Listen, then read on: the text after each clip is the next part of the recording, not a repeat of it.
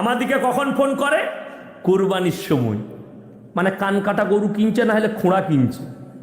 এই বেলডাঙ্গা হাট থেকে এবছর আমাকে ফোন করেছিল, হুজুর একটা গরু পা টেনে টেনে চলছে, একটু দেখুন তো কুরবানি হবে নাকি। আমরা লিয়ে লে, ও যেমন পা টেনে টেনে চলছে, তুই পা টেনে টেনে জান্নাতে ঢুকবি। আমরা হাটেতে আর ভালো গরু নেই বলে আছে, মানে 5,000 টাকা মালটার দাম কম হচ্ছে। কি বুঝলেন? কমেতে কুরবানি দিবি। কোরবানি মানে হচ্ছে ত্যাগ। আমাদের দেশের লোক কিন্তু কুরবানি কি দেয়? রেডিমেড কুরবানি দিচ্ছে এখন। এখন আর কুরবানি নাই, রেডিমেড কুরবানি। কালকে কুরবানি, আজকে গরু নিয়ে এলো বেলডাঙ্গা হাট থেকে, কাল সকালে কুরবানি হবে। কি বুঝলেন? দিয়ে নামাজ পড়ে এসে বলছে ধর শালা, ফেল শালা, জবাই কর শালা, শালাতে কুরবানি হয়ে গেল। বাস্তব বলছি। কি বুঝলেন? অনেকজন আবার ফোন পেতে কুরবানি দিচ্ছে, কেরলায় কাজ করে। হ্যালো, কোথায় আছিস? ও আমার নামে একটা কুরবানি দিয়ে দিস তো, ফোন পেতে টাকা মেরে দিচ্ছি। ওটার নাম হচ্ছে ফোন পে কুরবানি। কি বুঝলেন? ফোন পেতে টাকা দিয়ে দিচ্ছি। আসসালামু আলাইকুম। আলহামদুলিল্লাহি রাব্বিল আলামিন, ওয়াসসালাতু ওয়াসসালামু আলা রাসূলিহিল কারীম, আম্মা বা'দ। ফাউযু বিল্লাহি মিনাশ শাইতানির রাজীম। বিসমিল্লাহির রহমানির রহিম। সাব্বাহা লিল্লাহি মা ফিস সামাওয়াতি ওয়াল আরদ ওয়া হুয়াল আজিজুল হাকীম।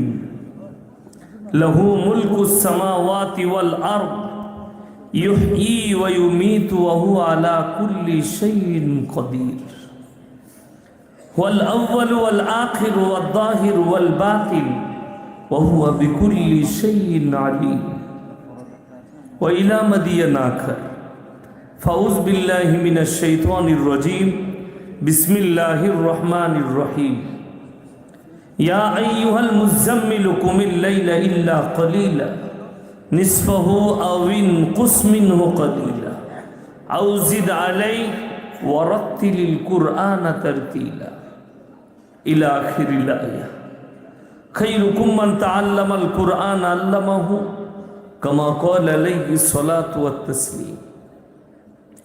মাননীয় শ্রদ্ধেয় জ্ঞানী গুণী মানী সম্মানী আজকের এই জলসার মাননীয় সভাপতি মহাশয়, শ্রদ্ধের উলামা ইকরাম, হুফাজ ইকরাম, স্নেহের তালাবায়ে আজিজ, আর আমার জ্ঞানী গুণী মানী সম্মানী মাননীয় শ্রোতা মণ্ডলী, পর্দার অন্তরালে পর্দা নসিব মায়েরা এবং বোনেরা, আল্লাহর বড় কৃপা, ভালোবাসা, দয়া, সকলে আল্লাহর শুকর আদায় করে হৃদয় থেকে বলি আলহামদুলিল্লাহ।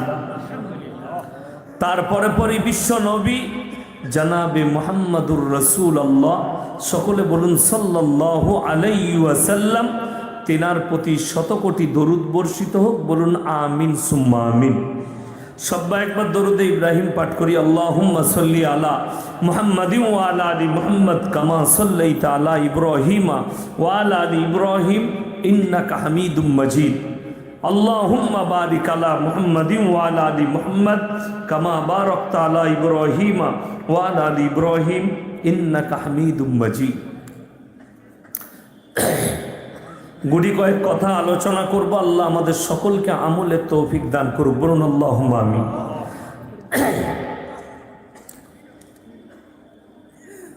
আজকে জলসায় ঢোকার সময় মনে মনে করলাম বহু মানুষ থাকবে, কিন্তু মেলায় লোক বেশি, জলসায় লোক কম। শয়তানের যতগুলো কাজ আছে সব আকর্ষণীয়, কিন্তু দিনের কাজে আকর্ষণ পাবেন না। পাবেন না। শয়তানের কাজে আকর্ষণ আছে। মেলাতে ভিড় বেশি, তার কারণ কি?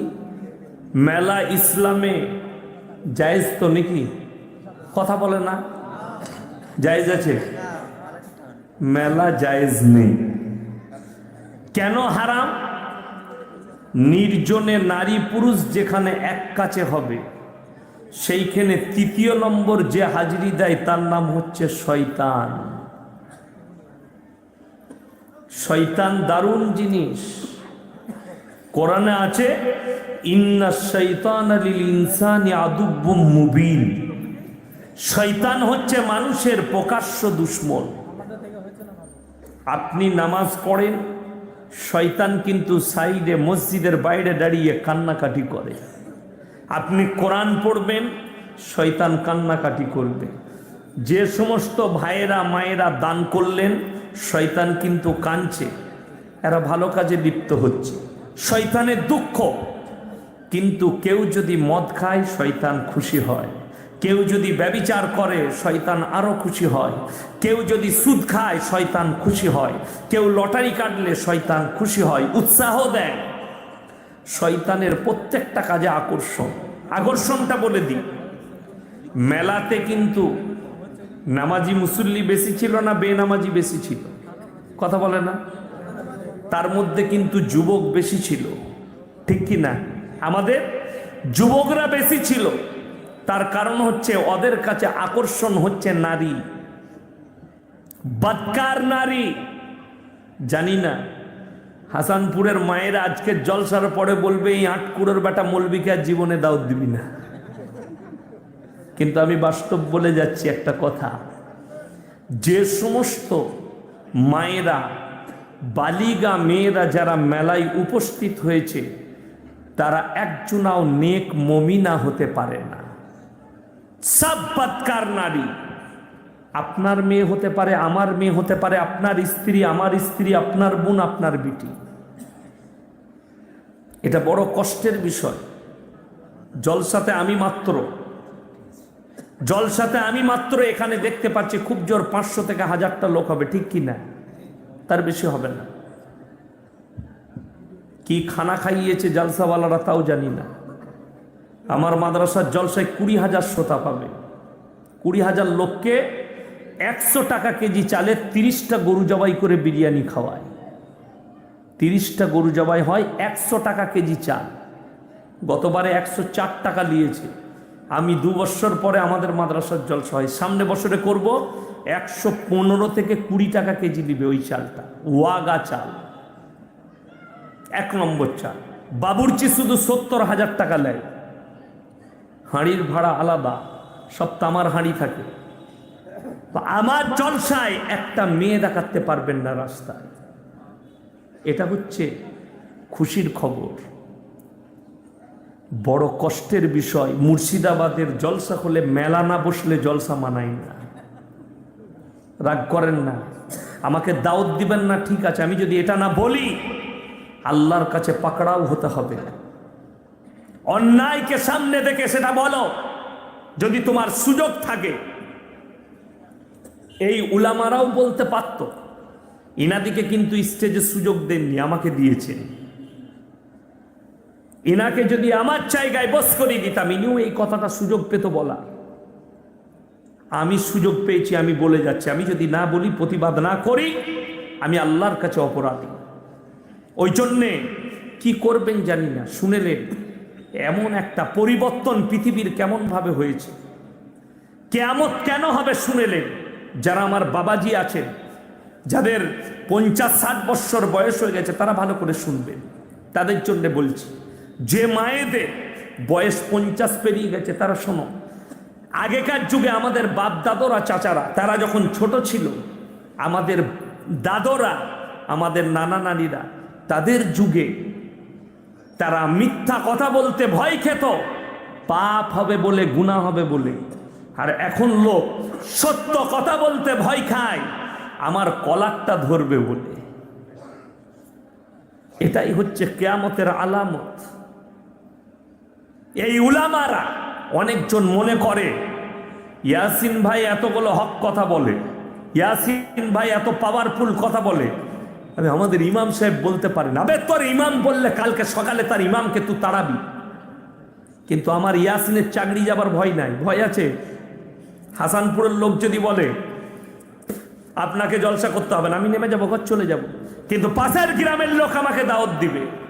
যদি বলে তোমাকে, যারা বলে তোমাকে কেউ নিবে না, গাড়িতে আমার ডায়েরি রাখা আছে, 24 সালের ডেট বুক করছি, দরকার নেই। তাহলে বুঝেলে কে লিখছে না লিখছে। বড় কষ্ট লাগে। এটা কি মাস চলছে ইংরেজি? জানুয়ারি। সামনে 24 সালের জানুয়ারি বুক করছি, ডিসেম্বর পেরুলো, ডিসেম্বরে 20টা ডেট বুক হয়ে গেছে অলরেডি। 23 ডিসেম্বর মানে ফেব্রুয়ারি, মার্চ, এপ্রিল, মে, জুন, জুলাই, আগস্ট, সেপ্টেম্বর, অক্টোবর, নভেম্বর, ডিসেম্বর, 11টা মাস বাকি আছে, ডেট বুক হয়ে গেছে। তাহলে আমার চাকরি যাবার ভয় নেই। ইমাম সাহেবকে তুমি বললে প্রতিবাদ করবে, অপদস্থ করবে, কিয়ামত হবে সেটা শুনেলেন। বাংলাদেশে উলামারা জেলের কুঠরিতে, এটা দেখেই বুঝতে পারবেন কিয়ামত করিবান হয়ে গেছে। যখন ইলমে আলেম দিকে স্টেজে বেজ্জতি করা হবে, মসজিদের মেম্বারে ইমামকে বেজ্জতি করা হবে, তখন আল্লাহ তাআলা ইলমের থেকে আগে বড় বড় আলেম দিকে সমাজ থেকে তুলে নিবে। এটাই কিয়ামতের আলামত। আজকে কষ্ট লাগে কি জানেন? রাগ করেন না। আমাদের দেশে মদ খেয়ে মসজিদে প্রবেশ করা যায় না, গাঁজা খেয়ে যায় না, কিন্তু সুদ খেয়ে ফাঁস কাতারে নামাজ পড়া যায়। আমরা মৌলবীরা বললে খালা। আমি যদি সুদ নিয়ে বলি, কাল সকালবেলায় হাসানপুরের চায়ের দোকানে যারা সুদ করতে থাকবে তারা বলবে একদম বাজে মৌলবি এনে লিবে, ভালো নয়। বাস্তব বলছি। মদ নিয়ে বললে মাতালরা গালি দিবে, সুদ নিয়ে বললে সুদখোররা গালি দিবে, লটারি নিয়ে বললে লটারিওয়ালারা গালি দিবে। कैसे कहूं किसको कहूं, जिसको कहूं जैसा कहूं, जिसके मुआफिक होता है वो खुश हो जाता है, जिसके खिलाफ होता है वो गाली देता है। যার বিরুদ্ধে কথা হয় তারা আমাদেরকে গালি দেয়, যার পক্ষে হয় তারা বলে দারুণ বলেছে মৌলবি। এটাই তো বড় কষ্টের বিষয়। আমার ভাই, সবাই নিয়ত করুন আমরা মুমিন হব, জোরে বলুন ইনশাআল্লাহ। মুসলমানের কমি নাই ভারতে, পৃথিবীতে মুমিনের কমি আছে, মুসলমানের কমি নেই। আপনি মুর্শিদাবাদে 70% মুসলিম আছে না নাই? 70% মুসলিমের মধ্যে 75 এর মধ্যে যদি মুমিন বার করেন, চিরুনি করে তালাশি করে বার করতে হবে। ঠিক বলছি না ভুল বলছি? যদি বলেন প্রমাণ দিবেন, প্রমাণ দেবো আপনাকে, প্রমাণ দেবো। এইখানে বসে প্রমাণ দিচ্ছি। আপনাদের মসজিদের ইমাম সাহেব কে আছে? আপনি, মাশাআল্লাহ। এই দেখেন, লোকে ইউটিউবে ফেসবুকে আমাকে দেখে বলে এই মৌলবী, যারা ভণ্ড আছে তারা বলে এই মৌলবীর বয়ান শোনা যাবে না, দাড়ি চাচা মান। আল্লাহ আমাকে দাড়ি দেয়নি তা কি করব? এই মৌলবীদের দাড়ি দেখে আমার লোভ লাগে। আল্লাহ আমাকে সব দিয়েছে, দাড়ি দেয়নি। কিন্তু বাস্তব কথা, মৌলবীরা আমার পাশে বসে দেখতে পাচ্ছে আমি জীবনে আমার দাড়িতে হাত লাগাইনি। আমার পড়ার জীবন থেকে আজ পর্যন্ত আল্লাহ আমাকে দেয়নি। যদি তোর কাছে কোনো চাপান থাকে তা আমাকে দিবি, ছড়াবো, যদি বেরিয়ে যাইতে বেরিয়ে যাবে। কিন্তু আমাকে আল্লাহ দাড়ি দেয়নি। এই আপনাদের ইমাম যদি দাড়ি চেচে কালকে প্যান্ট শার্ট পরে মসজিদে ইমামতি করতে দাঁড়ায়, আপনারা নামাজ পড়বেন না ইমামকে তাড়াবেন? তাড়াতাড়ি বলুন, হ্যাঁ কি না বলুন। তার পেছনে নামাজ হবে? Yes and no. এই দুটো লোক বললো, আপনাদের মুখে জুবান নেই? আপনারা কি বলছেন বলুন? সবাই বলুন না। তাকে রাখবেন না। ইমাম সাহেব দাড়ি চেচে নামাজ পড়ালে তার পেছনে নামাজ হবে না, এই ফতোয়া সমাজের লোক জানে। তুই হারামখোর দাড়ি চেচে ইমামের পেছনে কি করে পড়িস বে? কথাটা বুঝতে পারেন না? এটা আমি হক বললাম না না হক বললাম? যদি মনে হয় না হক বলেছি, কেউ যদি বাপের বেটা হন স্টেজে আসুন, যে আপনি এটা ভুল বললেন। আমি ফতোয়া দিতে আসিনি, আপনাকে বুঝাতে এসছি। ইমামের জন্য যদি এটা হারাম হয়, আপনার জন্য হালাল কি করে হতে পারে? ইমামের জন্য যদি দাড়ি চাচা হারাম হয়, আপনার জন্য হালাল কি করে হবে? কখনো হতে পারে না। কিছু বলবেন? সামনের মানুষগুলোকে, পেছনে যারা আছে। আচ্ছা, আমি একবার তাকবীর দেবো, জায়গাগুলো পূরণ করে দেন। নারায়ে তাকবীর, এগিয়ে আসুন। আরে এগিয়ে আসুন, নারায়ে তাকবীর। উঠে আসে সামনে জায়গাগুলো, পেছনের ভাইরা বসতে পাবে। যারা দাঁড়িয়ে আছেন তারা বসে যান ভাই এসে। আমি টেস্টের প্লেয়ার লয়, আমি 20 মাল 4-6 মেরে বেরিয়ে যাব। কি বলেন? ওই জন্য অল্প সময় আছে, বসুন। দেখুন আমি খালি 4-6 মারছি, বেরিয়ে পালিয়ে যাব। কি বুঝলে? বেশি সময় আপনাদের কাছে নেবো না। শীতের রাত্রি ইনশাল্লাহ আপনাদের ধৈর্য মোতাবেক। আবার ভাই, একটা কথা মাথায় রাখবেন, একটা ইমাম যদি বাজারে বসে সিগারেট খায়, একটা মাদ্রাসার তালবিলিম একটা মৌলবি সিগারেট খেলে, তার পেছনে সমাজ বলবে নামাজ পড়বো না, সিগারেট খেয়েছে। আর আমি 100টার মধ্যে 90টা মুসল্লি দেখাবো চায়ের দোকানে বসে করে গিয়ে উজু করে নামাজটা পড়ে নিচ্ছি। ইমামের জন্য হারাম আর তোর জন্য হালাল হলো, ফতোয়া কোন মৌলবি দিল তোমাকে? বড় কষ্ট লাগে, দুঃখ লাগে। এই মাইন্ডটাকে চেঞ্জ করতে হবে আপনাকে। যদি ইমামের জন্য দাড়ি রাখা জরুরি হয়, প্রত্যেকটা মুসলমানের জন্য জরুরি হচ্ছে দাড়ি রাখা। সকলে জোরে বলুন ইনশাআল্লাহ রাখবে। কিন্তু গোলমাল একটা আছে, যুবকরা মনে মনে বলবে হুজুর আপনি দাড়ি রাখতে বলছেন, কিন্তু আমাদের দেশের অনেক যুবতী মেয়ে বলছে দাড়িওয়ালা ছেলেকে বিয়ে করব না। ঠিক কি না? দাড়িওয়ালা ছেলেকে বিয়ে করব না। তাদেরকে বলি শোনো, যে মুসলমানদের মেয়েরা বলবে দাড়িওয়ালা ছেলেকে বিয়ে করব না, তারা কলমে কাগজে লিখে লাও, আমি ভবিষ্যৎবাণীওয়ালা লোক লয়, ভবিষ্যৎবাণী করিনি, কিন্তু আমি অনুমান করে বলছি সেই মেয়েটা কখনো সুখী হতে পারে না, সে সুখী হবে না। যদি তোমার স্বামী নামাজি হয়, তোমার স্বামী যদি আলেমদের টাচে থাকে, তোমার স্বামী যদি ইমামের টাচে থাকে, সে তোমার উপরে কোনোদিন অত্যাচার করবে না। আচ্ছা, আপনাদের মৌলবি সাহেব জুম্মায় কোনোদিন বায়ান করেছে বউকে মারবি খাবার যদি খারাপ হয়? কথা বলে না? করে নাই, করতে পারবে না। কি বলবে?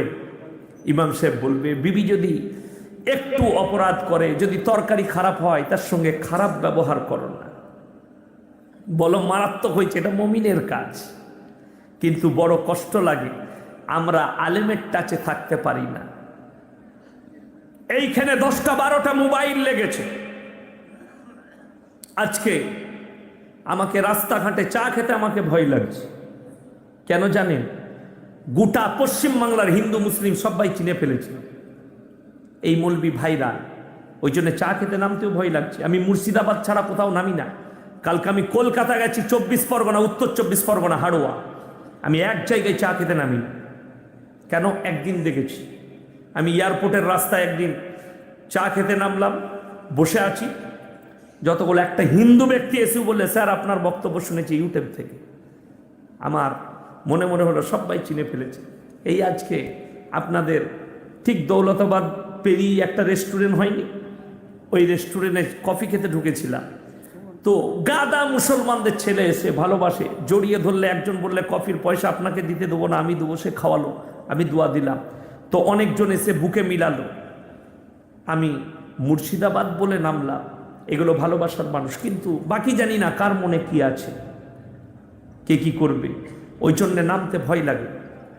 শুনেন, কালকে এই জলসাটা গোটা পশ্চিম বাংলার লোক শুনবে, আপনি রিপিট করবেন, আমি এক একটা করে কথা বলে যাচ্ছি, মিলাবেন।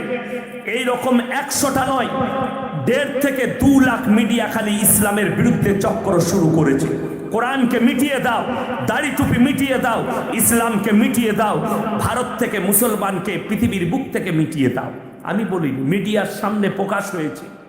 ভারতে একজন সাধু আছে, তার নাম হচ্ছে জ্যোতি নরসিংহা, उत्तर प्रदेश से बोले कि हमारा मिशन है कि इस्लाम को मिटा देना दुनिया से, हमारा मिशन है कुरान को मिटाना। আমি একটা জলসায় বলেছি, तू तो दूर रहे, तेरे से पहले फिराउन आए, तेरे से पहले नमरूद भी आए, अल्लाह की कसम कुरान तो दूर, कियामत तक कोई इस्लाम को न मिटा सका है न मिटा सकेगा। जोरे बोलुन सुभान अल्लाह। আমার আল্লাহ ওয়াদা করেছেন কোরআনে, মুসলমান যাদের ঈমানটা কমজোর আছে, আমি এই মৌলবি ইয়াসিন আপনাদের বুকের বল দিয়ে যাচ্ছি, কোরআনের ওপরে বিশ্বাস রাখুন। আমার আল্লাহ ওয়াদা খেলাপকারী নয়, আমার আল্লাহ ওয়াদা যেটা করেছেন পূর্ণ করবেন। জোরে বলুন সুবহানাল্লাহ। আল্লাহর 1 নম্বর ওয়াদা, ওয়ালান তাজিদা লিসুন্নাতিল্লাহি তাবদীলা। পৃথিবীর সব শক্তি যদি একদিকে দাঁড়িয়ে যায়, আমার কোরআনের একটা জের জবরকে পরিবর্তন করার ক্ষমতা পৃথিবীর কোনো শক্তির নাই। জোরে বলুন সুবহানাল্লাহ। ফেরাউন এসেছিল মুসা নবীকে মিটাতে, নিজে মেটে গেছে। জোরে বলুন সুবহানাল্লাহ। নমরুদ আগুনে নিক্ষেপ করেছে ইব্রাহিম নবীকে, আল্লাহর কসম, আল্লাহর কসম, আল্লাহর হুকুমে ইব্রাহিম নবীর শরীরের একটা পশম পর্যন্ত আগুন জ্বালাতে পারেনি। তাহলে পৃথিবীর আর কেউ মিটাতে পারে ইসলামকে? জোরে বলুন সুবহানাল্লাহ। ওই রকম 100টা যদি জাতি নরসিংহা যদি জন্ম নেয়, বুকের ওপরে বল রাখুন। আমি বলে যাচ্ছি, অনেকজন মনে করে যে আমরা কাকে ভয় করি। শোনো, আমি কালকে যাত্রার কথা বলি নাই, যে এমপির এলাকায় ছিলাম জিতেছে, তাকে কালকে বাঁশ দিয়েছি তার এলাকায়। তার নামটাও বলে দেবো আমি। বর্তমান এমপি, তাকে আমি কালকে তার এলাকাতে বাঁশ দিয়েছি, ওই এলাকাটা তার। ছেড়ে কথা বলিনি।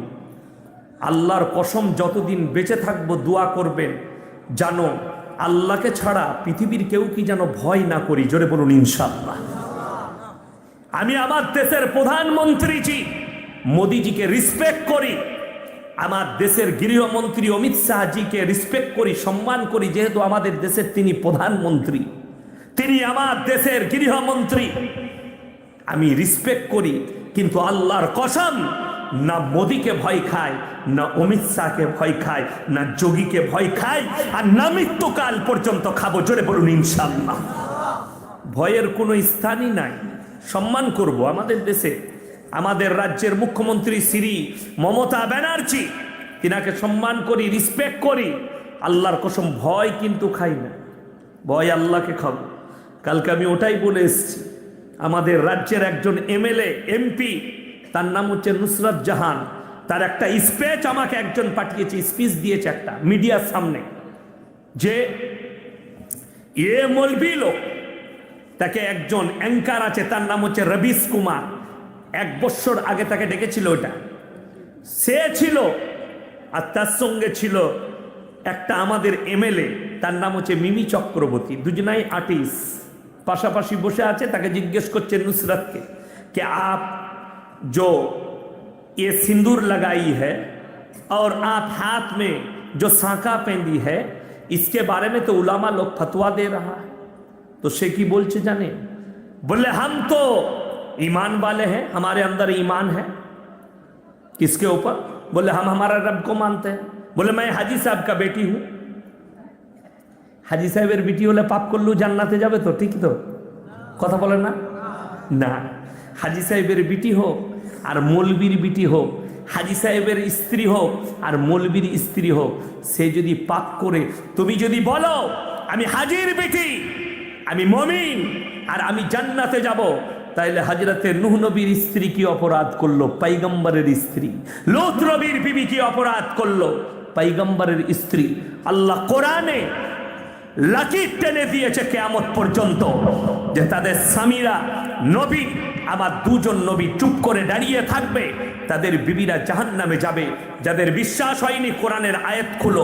দারাবাল্লাহু মাসালাল লিল্লাযিনা কাফারু ইমরাআতা নূহি ওয়া ইমরাআতা লূত কানাতা তাহতা আবদাইনি মিন ইবাদিনা সালিহাইনি ফাখানাতাহুমা ফালাম ইগনি আনহুমা মিনাল্লাহি শাইয়্যা ওয়া কিলা দুখুলান নার মা'আদ দাখিলিন। আমি আমার 2 জন উলুল আযম নবী, পয়গম্বর, হে নবী, পৃথিবীর মানুষকে শোনাও, এদের 2 জনের বিবিকে কিয়ামতের দিনে জাহান্নামে দেব। এরা পয়গম্বর হওয়ার পরেও আটকাতে পারবে না। আমি লাকির টেনে দিলাম। জোরে বলুন সুবহানাল্লাহ। এরপর আমার মতো ফুটো মৌলবি তোমাকে কি করে জান্নাতে নিয়ে যাবে?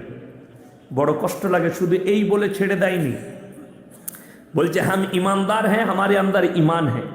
पहले ये तो समझ ईमान किसको कहते हैं। আমাদের দেশের লোক মনে করে, মুর্শিদাবাদের লোক বেশিরভাগ গরু খায়, জলসা হলেই গরু জবাই, বিয়ে হলেই গরু জবাই, ঠিক কি না? গরু শেষ না। আজকে কটা গরু হয়েছে গ্রামে? হ্যাঁ, 50টা। আল্লাহ এমনি যোগী বলে না, हम सत्ते में आए तो 24 घंटा के अंदर गाय काटना बंद कर देंगे। এই মুর্শিদাবাদ মালদার লোকের লেগেই বলেছে, তোমরা যা গরু খাচ্ছ, একটা জলসায় যদি 50টা হয়, বা তাহলে মুর্শিদাবাদে যদি 500টা জলসা হয় কিংবা 200টা জলসা হয়, তাহলে 5 দিয়ে গুণ করে দেখলেন কত হচ্ছে? 50 দিয়ে। বড় কষ্ট লাগে। যাই হোক, আমার বলার উদ্দেশ্য যে গরুর মাংস খেলে কখনো মুসলমান হওয়া যায় না, মাথা ঠুকলে মুসলমান হওয়া যায় না। আমাদের সমাজের লোক মনে করে এই লোকটা মাথা ঠুকছে মানে মুসলমান। শুনেলেন, মাথা ঠুকাটা আমার আল্লাহ শর্ত রাখেনি। মাথা নাস্তিক ছাড়া সবাই মাথা ঠুকে, ঠুকে না। কেউ গাছের সামনে, কেউ পূব দিকে, কেউ পশ্চিম দিকে, কেউ উত্তরে, কেউ দক্ষিণে, কেউ ঠাকুরের সামনে, কেউ কবরের সামনে, কেউ গাছতলায় ঘোড়া রেখে, কেউ ছাঁচতলায়, কেউ সূর্যের সামনে, কেউ পানির সামনে, কেউ আগুনের সামনে, যে যেখানে পাচ্ছে মাথা ঠুকছে। ওই জন্য আমার আল্লাহ রব্বুল আলামিন কোরআনে শর্ত রাখলেন যে শোনো, আসল ইমানদার কারা? সবাই ইমানদার হবো, জোরে বলুন ইনশাআল্লাহ।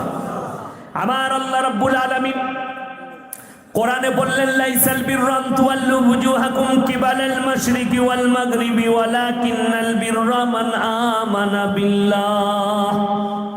হে আমার বিশ্বনবী, পৃথিবীর মানুষকে বলো, পূব কিংবা পশ্চিম দিকে মাথা ঠুকার নাম ঈমান নয়। প্রকৃত ঈমান হচ্ছে মান আমানা বিল্লাহ, এক নম্বরই আল্লাহর প্রতি বিশ্বাস, ওয়াল ইয়াউমিল আখির, আর আমার পরকালের প্রতি, ওয়াল মালাইকাতি, আমার ফেরেশতাদের প্রতি, ওয়াল কিতাবি, আমার আসমানি কিতাবের প্রতি, ওয়ান নাবিয়্যিন, আর আমি যতগুলো নবী পয়গম্বর পাঠিয়েছি এদের উপরে দৃঢ় বিশ্বাস আনার নাম হচ্ছে ঈমান। জোরে বলুন সুবহানাল্লাহ। সবাই এগুলোর প্রতি ঈমান আনবেন, আপনি ঈমানদার।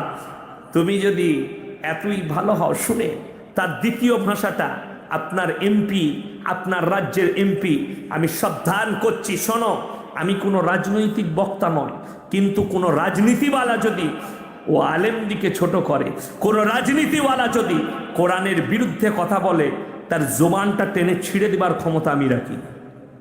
তুমি তোমার জায়গায় রাজনীতি করো, ইসলামকে নিয়ে চিনিমিনি খেলো না। তার দ্বিতীয় নম্বর ভাষা डायरेक्ट की बोलचे जाने, बोले उलमाए देवबंद तो बोल रहा है कि आप मोमिन नहीं है, आप मुसलमान नहीं है। बोले उनको मोहब्बत की पाठ पढ़नी चाहिए।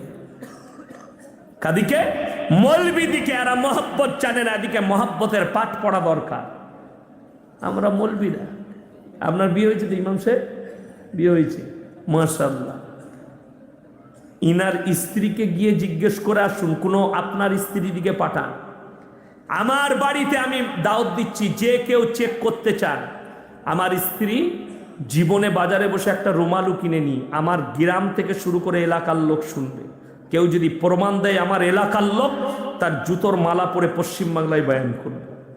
তো আমার স্ত্রী যদি বাড়ি থেকে বের না হয়, আমি কি আমার স্ত্রীর উপর অত্যাচার করি?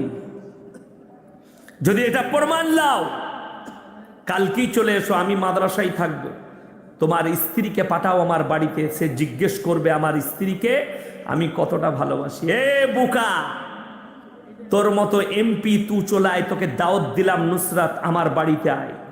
আর আমার স্ত্রীকে জিজ্ঞেস কর, রাতের বেলায় রাত দুটোই ঢুকলে স্ত্রীর গলায় হাত দিয়ে ঘুমায়, আর তোর রাতের বেলায় একটা ভা, দিনের বেলায় আর একটা ভা। সংক্ষেপে বললাম, সমঝদারো কে লিয়ে ইশারা কাফি হ্যায়। মৌলবীরা ঠিক বুঝতে পেরে গেছে, যারা শিক্ষিত তারা বুঝে নিবে।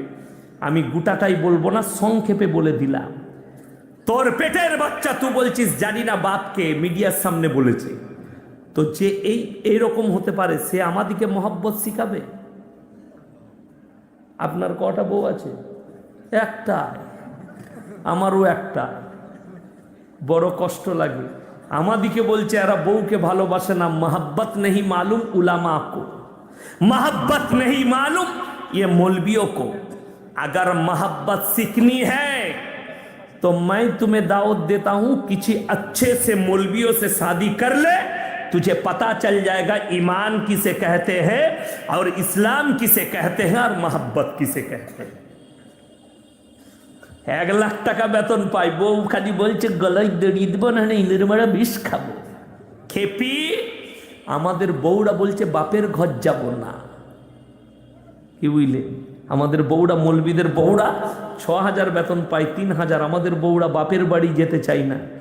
70,000 বেতন পায়, কলকাতায় ফ্ল্যাটে কাজ করে। বউ রোজ বলছে খালি গলায় দড়ি দেবো না, ইঁদুর মারা বিষ খাবো। বাস্তব বলছি। কি বলছেন আপনি? আমাদিকে শিখাবে মহব্বতের পাঠ। শুনেলেন, আল্লামা ইকবাল লিখেছেন, ইস ঘর কো আগ লাগি ঘর কি চিরাগ সে। মুসলমান, তোমরা নিজেদের ঘরে নিজেরা আগুন ধরাচ্ছ। কোনো অমুসলিম ভাইকে গালি কেউ দিবেন না, যোগীজিকে কেউ গালি দিবেন না, মোদিজিকে কেউ গালি দিবেন না। আমি বলে যাচ্ছি আপনাকে, খুব ভালো করে বুঝবেন কেন বলছি। ভারতবর্ষে এই যুগে যতগুলো মুসলমানের দুশ্মন পয়দা হয়েছে সব মুসলমানের ঘরে জন্ম নিয়েছে, একটাও অমুসলিম ঘরে নয়। আপনাকে বুঝিয়ে দিচ্ছি, তসলিমা নাসরিন কাদের ঘরের মেয়ে? কথা বলে না, মুসলিম ঘরের মেয়ে। দেখেছে, ডাক্তারের নামে বলেছে আমাকে পঙ্গু করে দিয়েছে। এমন যে ডাক্তার করেছে আল্লাহ তার হায়াত দারাজ করুক। কি বুঝলেন? পাপ বাপকেও ছাড়ে না। যারা আশীর্বাদ দিচ্ছে তসলিমা নাসরিনকে, একজন লিখেছে, স্পষ্টবাদী লেখিকা। শোন, তসলিমা নাসরিনকে যারা ভালো লেখিকা বলে তাদেরকে বলছি, শোনো, তসলিমার মতো তোমারও জন্মের একটু ডিফেক্ট থাকতে পারে, তুমি ভালো করে খোঁজ নিবে। কেন? লজ্জা বই তসলিমা নাসরিনের, বইটার নাম হচ্ছে লজ্জা। কি নাম বললাম? লজ্জা। সেই বইয়ের মধ্যে লিখেছে, আমি আমার মাকে আমার চাচার মশারিতে দেখেছি। তাহলে সকলে জোরে বলুন না নাউজবিল্লাহ। তাহলে তোর জন্মটা কেমন তুই নিজে বল। যদি সে হারামের আওলাদ হয় তাহলে তাকে যারা আশীর্বাদ দিচ্ছে তারা কিরকম? একজন লিখেছে, যাই হোক আল্লাহ তাকে হিদায়েত দেখ। একজন ছেলে, আমি নাম করব না, ফেসবুকে কমেন্ট করেছে, আমি তার নিচে কমেন্ট করলাম। লিখেছে, ঈশ্বর একে সুস্থতা দান করুক। আমি বললাম যে ঈশ্বর কি মানে না, তাকে কখনো ঈশ্বর সুস্থতা দিতে পারে না। যদি বলেন তসলিমা যদি মারা যায় কি হবে? কুকুরকে খাই দাও, গরু ছাগলকে, শিয়ালকে খাই দাও, কিন্তু তার দাফন কাফন আর তার জানাজা যে মলবি পড়বে সে গুনাহগার পাপী। লিখে দে, সে কিন্তু মুসলমান নয়। সকলে বলুন কি? বেঈমান কাফের। কি বললাম? বেঈমান কাফের। যে আমার নবীজির জীবন আদর্শে দাগ লাগিয়েছে, কলম টেনেছে। জাস্টিস ইনায়েতুল্লাহ মুসলমান ঘরের ছেলে, নবীজির জীবন আদর্শে কলম টেনেছে ইসলামের উপরে। ওয়াসিম রিজভী মুসলমান ঘরের ছেলে, কলম টেনেছে নবীজির জীবন আদর্শের ওপরে। শুনেলেন, আর আপনি মনে করছেন বেঈমান কাফের? না, আমি বলে দিই আপনাকে, যতগুলো বেঈমান কাফের আছে আমাদের দেশের পণ্ডিত যারা শিক্ষিত আছে, আপনারা রবিশঙ্কর আচার্যকে দেখবেন, তিনি বলেছেন যে দুনিয়া মে আগার সবচেয়ে উমদা, সব থেকে দামি ব্যক্তি যদি কেউ থাকেন তিনি হচ্ছেন হযরত মুহাম্মদ মুস্তাফা সকলে বলুন সাল্লাল্লাহু আলাইহি সাল্লাম। আরে আপনি কি বলছেন? এই একটা দুটো হারামখোরের কথা ধরছেন। নূপুর শর্মার থেকে বড় দুশ্মন তোমার ঘরে আছে, তার বিরুদ্ধে প্রতিবাদ আগে করো। নূপুর শর্মার বিরুদ্ধে প্রতিবাদ করেছো। আর আমাদের দেশে আমি বড় কষ্ট লাগে কোথায় জানেন? আমি বোম্বেতে ছিলাম, দেশ উত্তাল চলছে, বোম্বের প্রোগ্রামে ফজরের নামাজ পড়ে চা খাচ্ছি, আমাকে একজন ফেসবুক খুলে দেখালো, হুজুর আপনার জন্য পোস্ট করেছে আমাদের রাজ্যের, আমার বর্ধমান জেলার কোনো এক মৌলবি তো নয়, তাকে আমি বলি গাইমুখো হেলে পাঁঠা মৌলবি। কি বুঝলে? ইলেম কালাম নাই। আমার আর আমার আব্বাজির ছবি দিয়ে পোস্ট করেছে।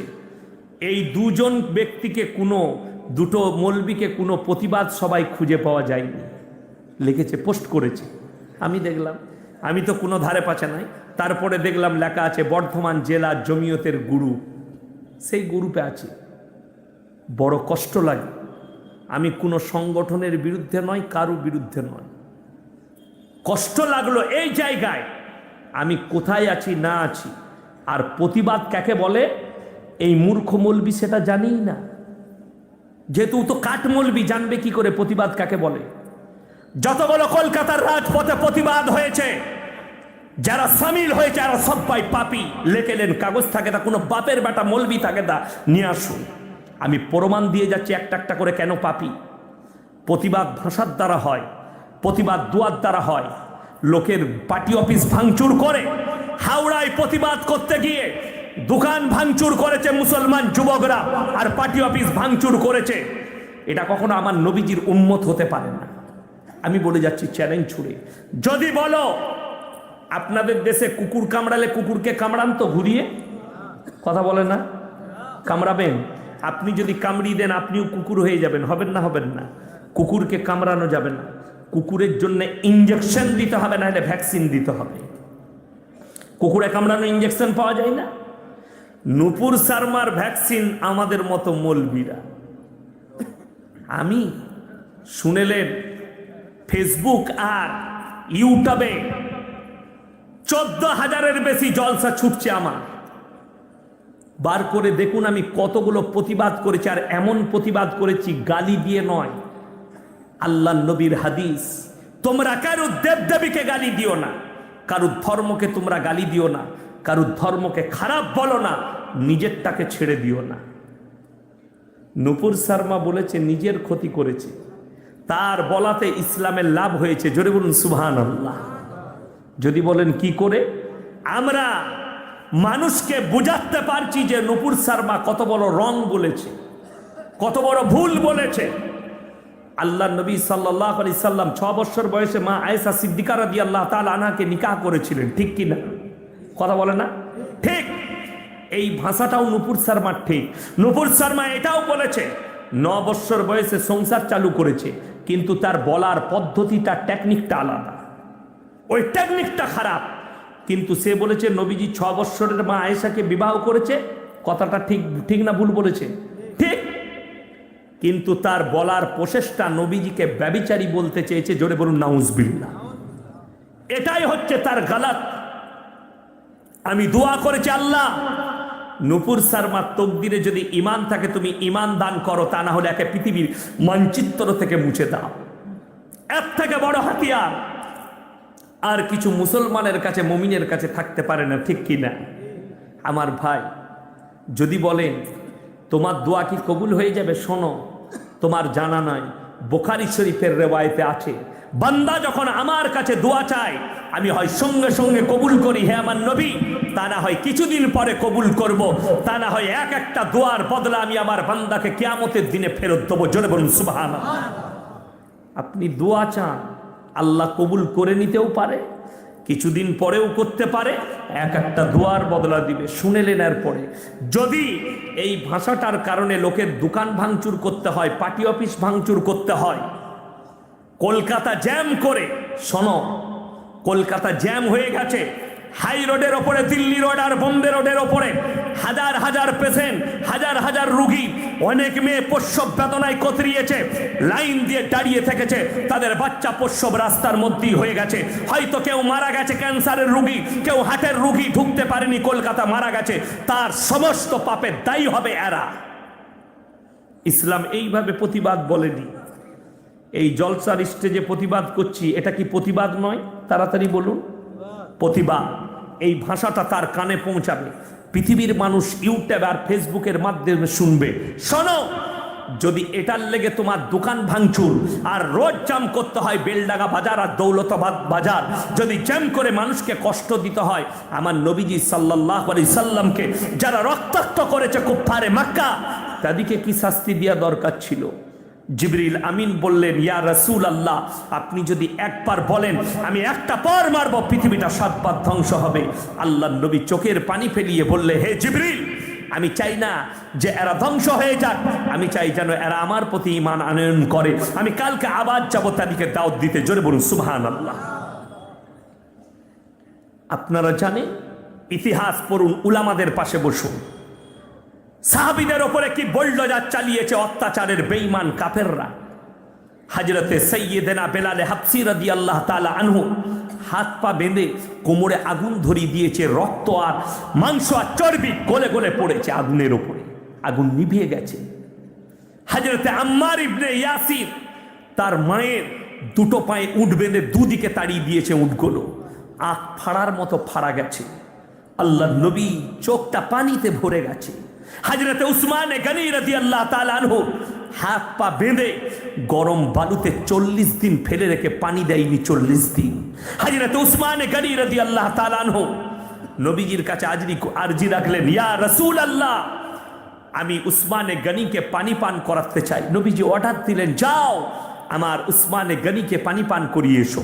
চামড়ার বালতি করে পানি নিয়ে যাচ্ছেন, বেঈমান কাফের পেছন থেকে তীর মেরে বালতি ফাটিয়ে দিল, চামড়ার পানিগুলো পড়ে গেল।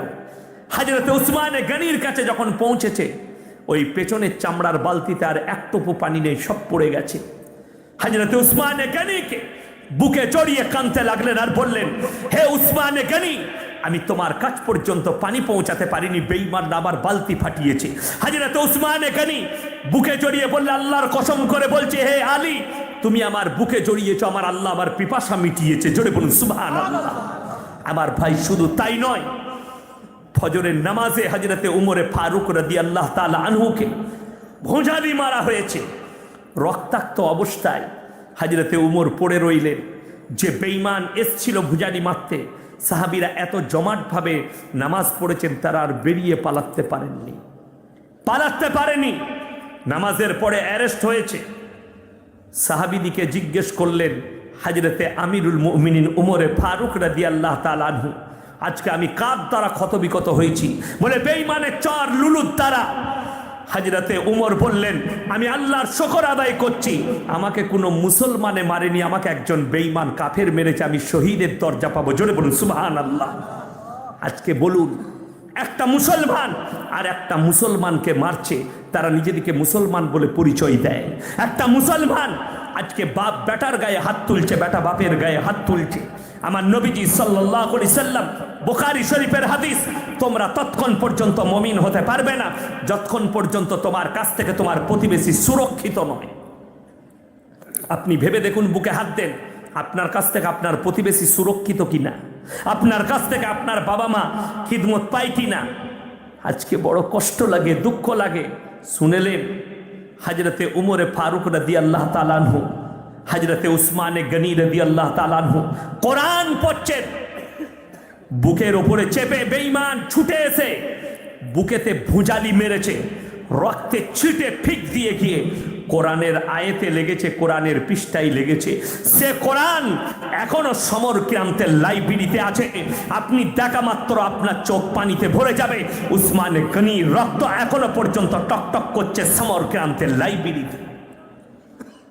তারপরও শুনেলেন আসল ঘটনাটা। শুনে এতগুলো অত্যাচার বললাম, এগুলো কি বুলডোজারের মতো অত্যাচার নয়? আপনারা কি বলছেন বলুন? এখন কিন্তু মুসলমানের উপরে অত্যাচার করেছে এরকম কেউ একটাও নজির পেয়েছেন পশ্চিমবাংলায়, ভারতে? নাই। কিন্তু শুনেলেন আমার নবী, বিশ্ব নবী যেদিনে মক্কা বিজয় করলেন, সকলে জোরে একবার বলুন সুবহানাল্লাহ। আল্লাহর নবী সাহাবীরা তলোয়ার নিয়ে দাঁড়ালেন, ইয়া রাসূলুল্লাহ, আজকে আমরা বদলা লব, আমাদের উপরে অত্যাচার হয়েছে। আমার নবীজি বললেন, সাহাবীরা বসে যাও, তলোয়ারটা নামাও। আমি আল্লাহর নবী দয়া করতে জানি, মায়া করতে জানি, ক্ষমা করতে জানি, বদলা নিতে জানি না। জোরে বলুন সুবহানাল্লাহ। নবীজি বললে, আমি 5টা অর্ডার দিচ্ছি তোমাদিকে। 1 নম্বর, বৃদ্ধকে মারতে পাবে না, বৃদ্ধাকে মারতে পাবে না, শিশুকে মারতে পাবে না, আত্মসমর্পণ করলে মারতে পাবে না, কাবা ঘরে প্রবেশ করলে মারতে পাবে না, আবু সুফিয়ানের বাড়িতে প্রবেশ করলে মারতে পাবে না। জোরে বলুন সুবহানাল্লাহ। নবীজি ক্ষমা করলেন। বেঈমান কাফেররা দলে দলে আসছে আর নবীজির কাছে কলমা পড়ে মুসলমান হচ্ছে। জোরে বলুন সুবহানাল্লাহ। সেই দলে একটা লোক নিজের গায়ের কম্বলটা এইভাবে ঢেকে নিয়েছে, এইভাবে ঢেকে পুরো চেহারা শরীর ঢেকে আসছে। আমার নবীজি দূর থেকে দেখে বুঝতে পেরেছে এই লোকটা অন্য কেউ নয়। নবীজি চিনতে পেরে গেছেন, নিজের মেম্বার ছেড়ে উঠে গেছেন আর এগিয়ে গেলেন। ছুটে গিয়ে তাকে বুকে জড়িয়ে পড়লে, হে হিন্দা, তুমি বলো লা ইলাহা ইল্লাল্লাহ। সবাই বলুন লা ইলাহা ইল্লাল্লাহ মুহাম্মাদুর রাসূলুল্লাহ। আমি আল্লাহর নবী, দয়া করতে জানি, মায়া করতে জানি, ক্ষমা করতে জানি, বদলা নিতে জানি না। ওই লোকটাই হচ্ছে হিন্দা, যে আল্লাহর নবী সাল্লাল্লাহু আলাইহি সাল্লামের চাচা যান আমির হামজা রাদিয়াল্লাহু তাআলা আনহুর যুদ্ধের ময়দানে বুকটাকে চিড়ে কালিজা থট্টা বার করে চিবিয়ে খেয়েছিল। তার নামই হচ্ছে হিন্দা। আল্লাহর নবী তাকে ক্ষমা করলেন আর বুকে চড়ালেন। জোরে বলুন সুবহানাল্লাহ। আপনি বলছেন লোকের দোকান ভাঙচুর করব, সে সুযোগ পেলে আপনাকে ছেড়ে দিবে? আপনি যদি কারো দেবদেবীকে গালি দেন, সে আপনার আল্লাহকে ছেড়ে দিবে? কথা বলুন হ্যাঁ কি না? ছাড়বে না। যদি আপনি তার দেবদেবীকে গালি দেন, সে আপনার আল্লাহকে গালি দিলে আপনি সব থেকে বড় পাপী। কেন? আপনি জানেন যে আমার আল্লাহকে গালি দেবে, তাই আমার গালি দেওয়া যাবে না। ওই জন্য শুনেলেন আল্লাহ আমাদিকে দেখবেন না। রাস্তাঘাটে শুনেছেন ইয়াসিন সাহেব রাস্তায় একটা চা দোকানে একটা মাতালের সঙ্গে তর্ক করছিল? কখনো না। আমার গ্রামে মাঝে মাঝে আমি বাজারে যখন যাই, একটা দুটো ভণ্ড পীরের মুড়িদ থাকে তো ভেতরে ভেতরে। একজন বলছে শওকত সাহেব, ইয়াসিন সাহেব কেউ আমার সাথে কথাই বলতে পারবে না। হ্যাঁ, আমাদের ইলিম নাই, আমাদের ইলেম কালাম নাই বাবা, তোমার সঙ্গে তর্ক করতে পারবো না। দিয়ে বললে দেখলি তো হেরে চলে গেল। আমি আলহামদুলিল্লাহ আমরা হেরে গেলাম। কেন হার? যদি বলেন তাহলে আপনি কেন কথা বলেন না? কোরআন বলছে ওয়াইদা খাতাবাহুমুল জাহিলুনা ক্বালু সালামা। হে আমার নবী, যারা আমার প্রিয় বান্দা হবে শুনে নাও, তারা মূর্খদের সঙ্গে তর্ক বিতর্ক করবে না।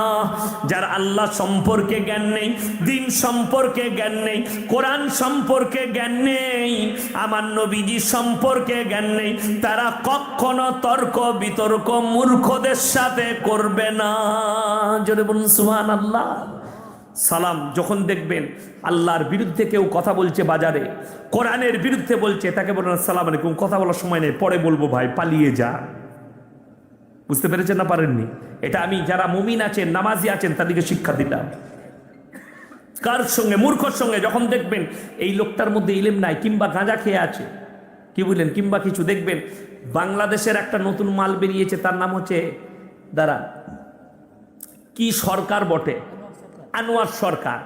এক হারামখোর বেরিয়েছে, এতটা পর্যন্ত চুল, হারমোনিয়াম বাজিয়ে জলসা করছে। কি বুঝলেন? হারমোনিয়াম বাজিয়ে জলসা করছে। তারও শ্রোতা আছে, আছে না? নাই, শ্রোতা আছে। একটা দল বেরিয়েছে, আমি খালি অবাক হয় ভারতে। আমি এখনই আপনাদেরকে বললাম না লা ইলাহা ইল্লাল্লাহ, আরেকবার বলুন লা ইলাহা ইল্লাল্লাহ মুহাম্মাদুর রাসূলুল্লাহ সাল্লাল্লাহু আলাইহি সাল্লাম। আচ্ছা, কেউ লাম মারলো এখানে? কথা বলে না, কেউ লাম মারে না। বাংলাদেশে হলে স্টেজে চলে আসতো লাম মেরে। কি বুঝলেন? আমি খালি অবাক হয়। তারপরে আপনি যদি জিকির দেখেন, আপনি চলুন, আমাদের বড় বড় উলামারা ভারতে জিকির করে না? করেন না? করেন। আপনি তসবিহ করেন না? আমাদের নামাজিরা মসজিদে ফজরের পরে সুবহানাল্লাহ সুবহানাল্লাহ, লা ইলাহা ইল্লাল্লাহ, লা ইলাহা ইল্লাল্লাহ। কিন্তু বাংলাদেশে অনেক ভণ্ড আছে, তারা জিকির করলে মনে হচ্ছে কল চালা। দেখেননি? সাল্লাল্লাহ, এইরকম জিকির তো জীবনে শুনি নাই। কি বুঝলে? বড় কষ্ট লাগে। আমি কারোর বিরোধিতা নয়, এগুলো হচ্ছে ইসলাম বিরোধী এবং ইসলামের কলঙ্ক। আমার ইসলাম এটা শিক্ষা দেয়নি, কখনো সেটাকে বিকৃত করো না। আল্লাহর কসম করে বলছি, ইসলাম সত্যর ওপরে টিকে আছে, মিথ্যার ওপরে নয়। আপনারা কি বলছেন বলুন? ইসলাম সত্যর ওপরে টিকে আছে, মিথ্যার ওপরে নয়। এখানে হাজি সাহেব কে কে আছেন আমার পাশে? কই? নিচে আছে, হাত তুলেন তো। হাজি সাহেব কে কে আছে? হাত তুলেন। কই? মাশাআল্লাহ, ওই যে একটা আছে, ওই যে একটা, দুটো। কই? সামনে আছে, ওই তো একটা, তিনটে। মাশাআল্লাহ, তিনজন হাজি সাহেব আছে। আমাকে নয়, উনাদের দিকে তাকাবেন। আমি কথা বলার পরে, মক্কা থেকে মদিনা 350 থেকে 400 কিলোমিটার রাস্তা, ঠিক কি না? হ্যাঁ, 430 থেকে 450 হবে, তাই তো হাজি সাহেব? হ্যাঁ। কটা মাজার দেখে এলেন বা? তাড়াতাড়ি বলুন। একটাও নাই। হাজি সাহেবরা বললেন আমার বাড়ি থেকে আপনার এখানে 200 কিলোমিটার, 200 হাজারের বেশি আছে। আমি কিন্তু মাজার বিরোধী নয়। অনেকজন আমার জলসা শুনে বলে এটা পীর বিরোধী মৌলবি। কে বললো আমি পীর বিরোধী মৌলবি? আমি কখনো পীর বিরোধী মৌলবি নয়, আমি সিস্টেম বিরোধী মৌলবি। তোমার সিস্টেম ভুল, আমি তোমার বিরুদ্ধে। একটা আমার স্পেস বার করুন 14,000 জলসার ভেতরে যে আমি কোনোদিন খাজা মঈনুদ্দিন চিশতি রহমতুল্লাহ আলাইহির বিরুদ্ধে কথা বলেছি, তাকে মানা যাবে না, তিনি খারাপ লোক, এরকম যদি কেউ একটা বার করতে পারেন, তার জুতোর মালা পরব আমি। কিন্তু বড় কষ্ট লাগে, আমাকে বলে পীর বিরোধী লোক। 24 পরগনা থেকে বাসে করে যাচ্ছে। বলে কোথায় যাচ্ছেন? বলে আজমির শরীফ। হাই রোডে দেখা, হাই রোডে চায়ের দোকানে চা খেতে নেমেছে তারা হোটেলে। আমিও ঢুকেছি জলসা করে। একজন বলা বলি করছে, বে এ হুজুর পীরের বিরুদ্ধে বলে বে। 24 পরগনার লোক। আমি বললাম বাবা আমি পীর বিরোধী নয়, শোনো এখানে। আমি বলে ভালো চা দে, আমাকে যে চাটা দিস এই চাটা দে, লোকাল দেই না, দিকে স্পেশাল চা দে। দুজনকে খাওয়ালাম। বলে হুজুর, আমি বলে শোনো কোথায় যাচ্ছ বা? বলে হুজুর আজমির শরীফ যাচ্ছে। আচ্ছা আলহামদুলিল্লাহ, ভালো জিনিস। বাপজি কখন বেরিয়েছেন? বলে হুজুর বেলা 12টায়। আমরা জোহর পড়েছো? জি না। আসর? জি না। মগরিব? জি না। এশা? না। আর ফজর তো আন্ডার প্যান্ট পরে ঘুমিয়ে হবে। বড় কষ্ট লাগলো। আমি তাকে বললাম শোনো, এরপরে খাজা মঈনুদ্দিন চিশতি রহমতুল্লাহ আলাইয়ের জীবনীটা একবার পড়ো। 12 বছরের পর থেকে জীবনে একদিনও তাহাজ্জুদের নামাজ কাজা করেনি মৃত্যুকাল পর্যন্ত। আর তোমার 50 বছর বয়স হয়ে গেল, তুমি এখনো এক ওয়াক্তের নামাজি হলে না। তোর মতো মুরিদকে জুতো মারবে কিয়ামতের দিনে খাজা বাবা। বড় কষ্ট লাগে। আমাদের দেশের লোক কেন নামাজ পড়ে না জানেন? অনেক লোক নামাজও পড়ে না, রোজাও রাখে না। সেটার লেগে দায়ী হচ্ছে আমরা। আমাদের মতো, আমি আমার কথাই বলি, আমার মতো ভণ্ড হুজুররা বলে চিন্তা নেই তো, নামাজ পড়বা না পর, রোজা রাখবা না রাখ, আমরা অবশ্যই তোদিকে জান্নাতে নিয়ে যাব। বড় কষ্ট লাগে। আমি একটা নয় 5টা দৃষ্টান্ত দেবো আপনাদিকে, এবং পাইগাম্বারের দৃষ্টান্ত। যারা বলছে নামাজ পড়বা না পর, রোজা রাখবা না রাখ, আমি তোদিকে জান্নাতে নিয়ে যাব, তাদিকে বলে দিই তোমরা পৃথিবীর মানুষকে মূর্খ বানিও না। আজকে যারা আমাকে মনে করছেন দারুণ হুজুর পেয়েছি, তাদিকে বলে যায় আমার মতো 100টা মৌলবি কিয়ামতের দিনে ধরা পড়বে। সমাজকে ধোঁকা দিয়েছ, প্রতারণা করেছ, প্রবঞ্চনা করেছ, ধরা পড়বে। কালকে আমি 24 পরগনায় বলেছি যে আমার ভাই, অবস্থা সমাজের এত খারাপ, সমাজের লোক নামাজ পড়তে চায় না। এরা জানে নামাজ না পড়েও বরকত পাওয়া যায়। কিসে? নামাজ পড়ার দরকার নাই, তাবিজে বরকত পাবি। আমাদের মতো মৌলবীর কাছে ছুটে আসে, হুজুর দৌলতাবাদ বাজারে দোকান করেছি, হুজুর বরকত নাই, একটা বরকতের তাবিজ দে। আমার তাবিজে তোর দোকানে বরকত হলে দোকানটা তোর হবে কেন বে? ওটা তো আমার হবে। কথাটা বুঝতে পারেননি? বড় কষ্ট লাগে, দুঃখের বিষয়। আমি 3000 টাকা বেতনে আপনার মসজিদে ইমামতি করি, আপনি 10 লাখ টাকার ব্যবসা করছেন, আপনি আমাকে বলছেন বরকতের তাবিজ দেন। এর থেকে দুঃখ আর কিছু নেই। যদি বলেন বরকত চাই, হ্যাঁ অবশ্যই দরকার, পাবেন। যারা 5 ওয়াক্তের নামাজ পড়ে, জোরে বলুন সুবহানাল্লাহ, আল্লাহ তাদের কখনো রুজিতে কমি দিবেন না। জোরে একবার বলুন সুবহানাল্লাহ। শুধু তাই নয়, যে বাড়িতে এশার পরে সূরা ওয়াকিয়াত তেলাওয়াত হয়, তাদের রুজিতে আল্লাহ বরকত দেয়। জোরে বলুন সুবহানাল্লাহ। আর আপনি বলছেন আমাদিকে তো দুটো কাজে রেখেছেন আপনারা, হলে আর মোলে।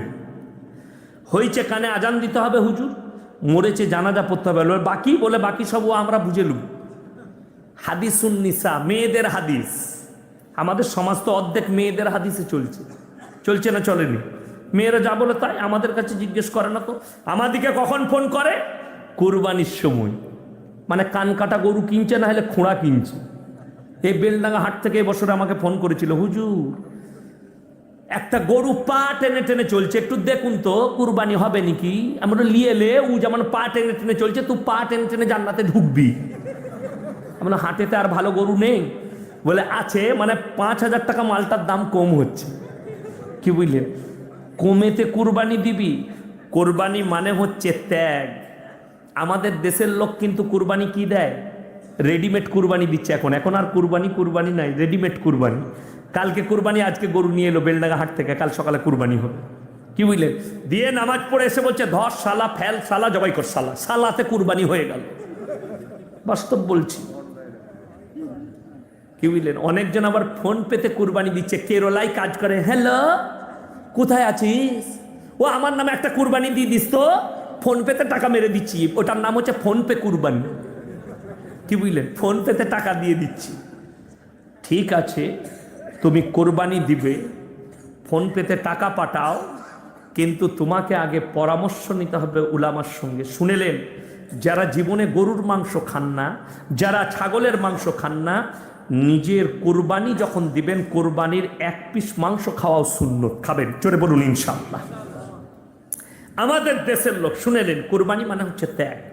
আগেকার যারা আমার বাপ দাদরা আছেন, আমাদের চাচার বয়সী যারা আছেন, আমার যারা 50 বছর পেরিয়ে গেছে, তারা ইমানদারির সঙ্গে বলবেন, সেই যুগে বাড়িতে গাই পালতো আমাদের বাপ চাচারা, ঠিক কি না?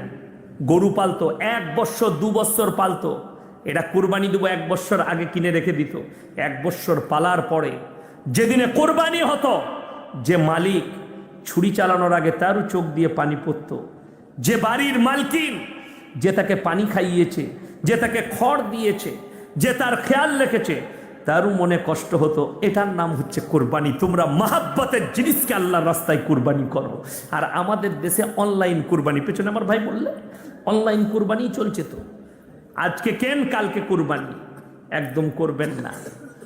আগে থেকে কোরবানির পশু ছাগল দিবেন, এই বছরে এখন কিনেলেন, 1 বছর পালবেন, তার প্রতি মহব্বত জাগবে, প্রেম জাগবে।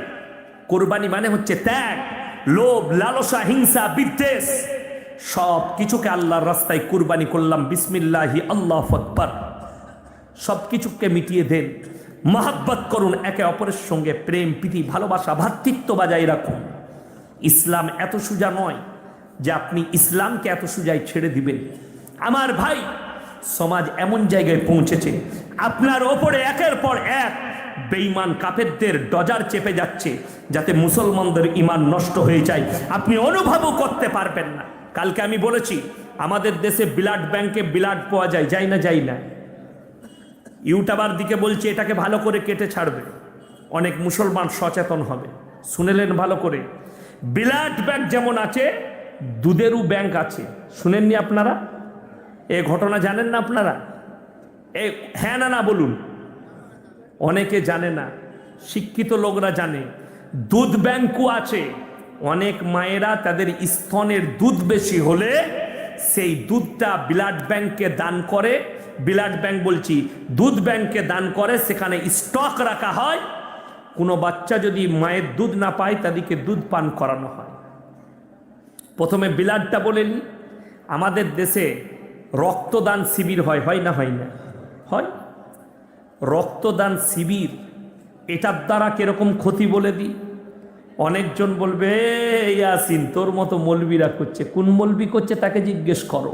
আমি ইয়াসিন বলে যাচ্ছি, আপনি যখন ব্লাড ব্যাংকে রক্ত নিতে যাবেন, হয় মাতালের পাবেন, নাহলে সুদখোরের পাবেন, নাহলে গাঁজাখোরের পাবেন, নাহলে হিরোইন টান্নেওয়ালার পাবেন। বুঝতে পেরেছেন না পারেননি? কে বললে? তাইলে একটা লোক যদি পাড়ার মোড়ে যাই রক্ত দিতে পারে, কে বললো দিতে পাবে না? ইনার শরীর অসুস্থ, আমাকে ফোন করলে, ইয়াসিন ভাই আমার রক্তের প্রয়োজন, আমি নাকি ডাইরেক্ট রক্ত দেব। কার রক্ত পেল? মাতালের তো। আমি মাতাল? ভালো লোকের রক্ত পেল। আমার স্ত্রী যখন আমার প্রথম মেয়ে হয়, ডাক্তারের সন্ধ্যাবেলায় বলল, হুজুর 1 বোতল রক্ত লাগবে। আমি এনে দেবো, সকালে দেবো।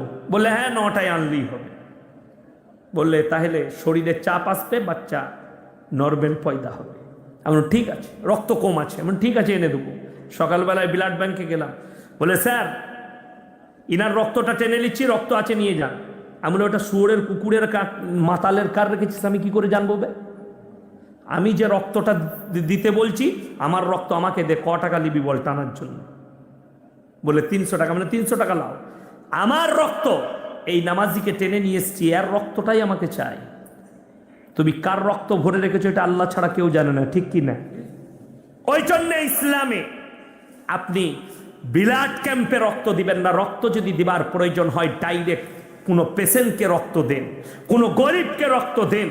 যারা রক্ত পাচ্ছে না, চলে যান বহরমপুরে, হসপিটালে গিয়ে দেখুন কে অসহায় আছে, রক্তের প্রয়োজন, আমার রক্ত লাও। যার ব্লাডের সঙ্গে মিলে যাবে তাকে ডাইরেক্ট রক্ত দেন।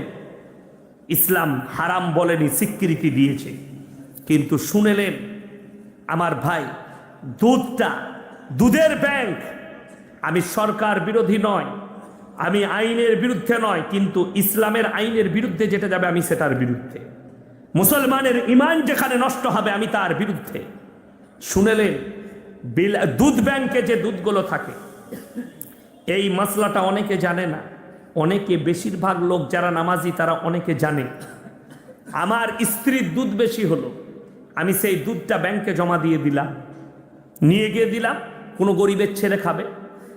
এই মোল্লার স্ত্রীর ছেলে, বেটা ছেলে হয়েছে, সে খেতে পায়নি, দুধ নেই মায়ের, ইনি গিয়ে ব্যাংক থেকে আমার স্ত্রীর দুধটা কিনে নিয়ে এসে খাওয়ালো বাচ্চাকে। ইনার বাচ্চা, ইনার ছেলে আর আমার মেয়ে দুধ ভাই বোন হলো। কালকে যদি অজান্তে সেই ছেলে মেয়ের বিয়ে হয় আমার মেয়ের সঙ্গে ইনার ছেলের, সরাসরি হারাম এবং নাজায়েজ ইসলাম শরীয়তে। ওই জন্যে কেউ নিজের সন্তানকে ব্যাংকের দুধ খাওয়াবেন না। শুধু তাই নয়, ব্যাংকে দুধ জমাও দিবেন না।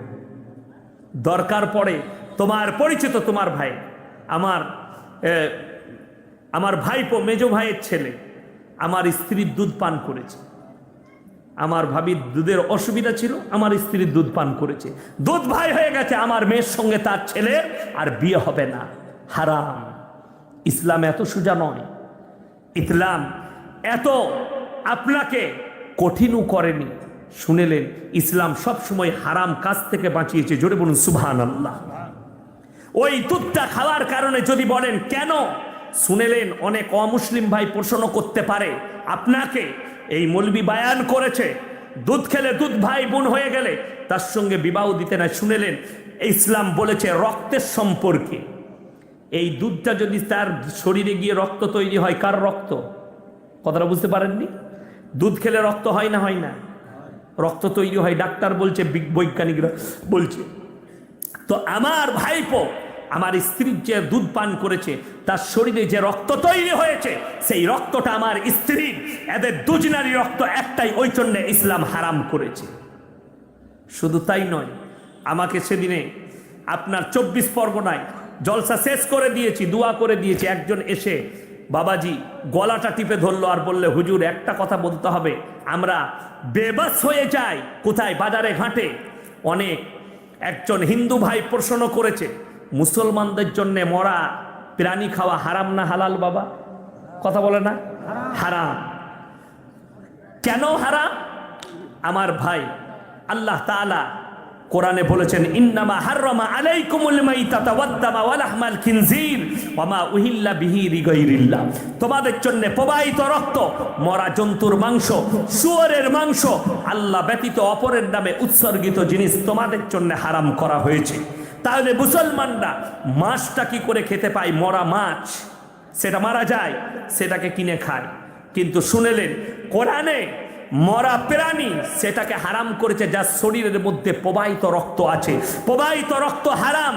আর মাছের শরীরে প্রবাহিত রক্ত নাই, মাছের শরীরের রক্তটা তার ব্রেনে এক জায়গায় স্টপ থাকে, তার শরীরে প্রবাহিত নয়, মাছের রক্ত প্রবাহিত নয়, তার জন্য মাছটা হালাল। আল্লাহ কোরআনে প্রবাহিত রক্ত বলেছেন। আর এই জন্যে হারাম যে প্রাণীটার শরীরে প্রবাহিত রক্ত আছে, সে মরে যাওয়ার পরে তার রক্ত নিজের জায়গায় স্টপ হয়ে দাঁড়িয়ে যায়। এটা জানেন না? জানেন না? গরুটা মরে যাওয়ার পরে খালি পরীক্ষা করবেন আমার কথাটা। আপনার বাড়িতে যদি ছাগল মারা যায়, পরীক্ষা করবেন, ছুরি করে গলাটা জবাই করবেন, এক ফোঁটা রক্ত বেরোবে না, রক্ত নিজের জায়গায় দাঁড়িয়ে যাবে। এই জন্যে হারাম মরা প্রাণী।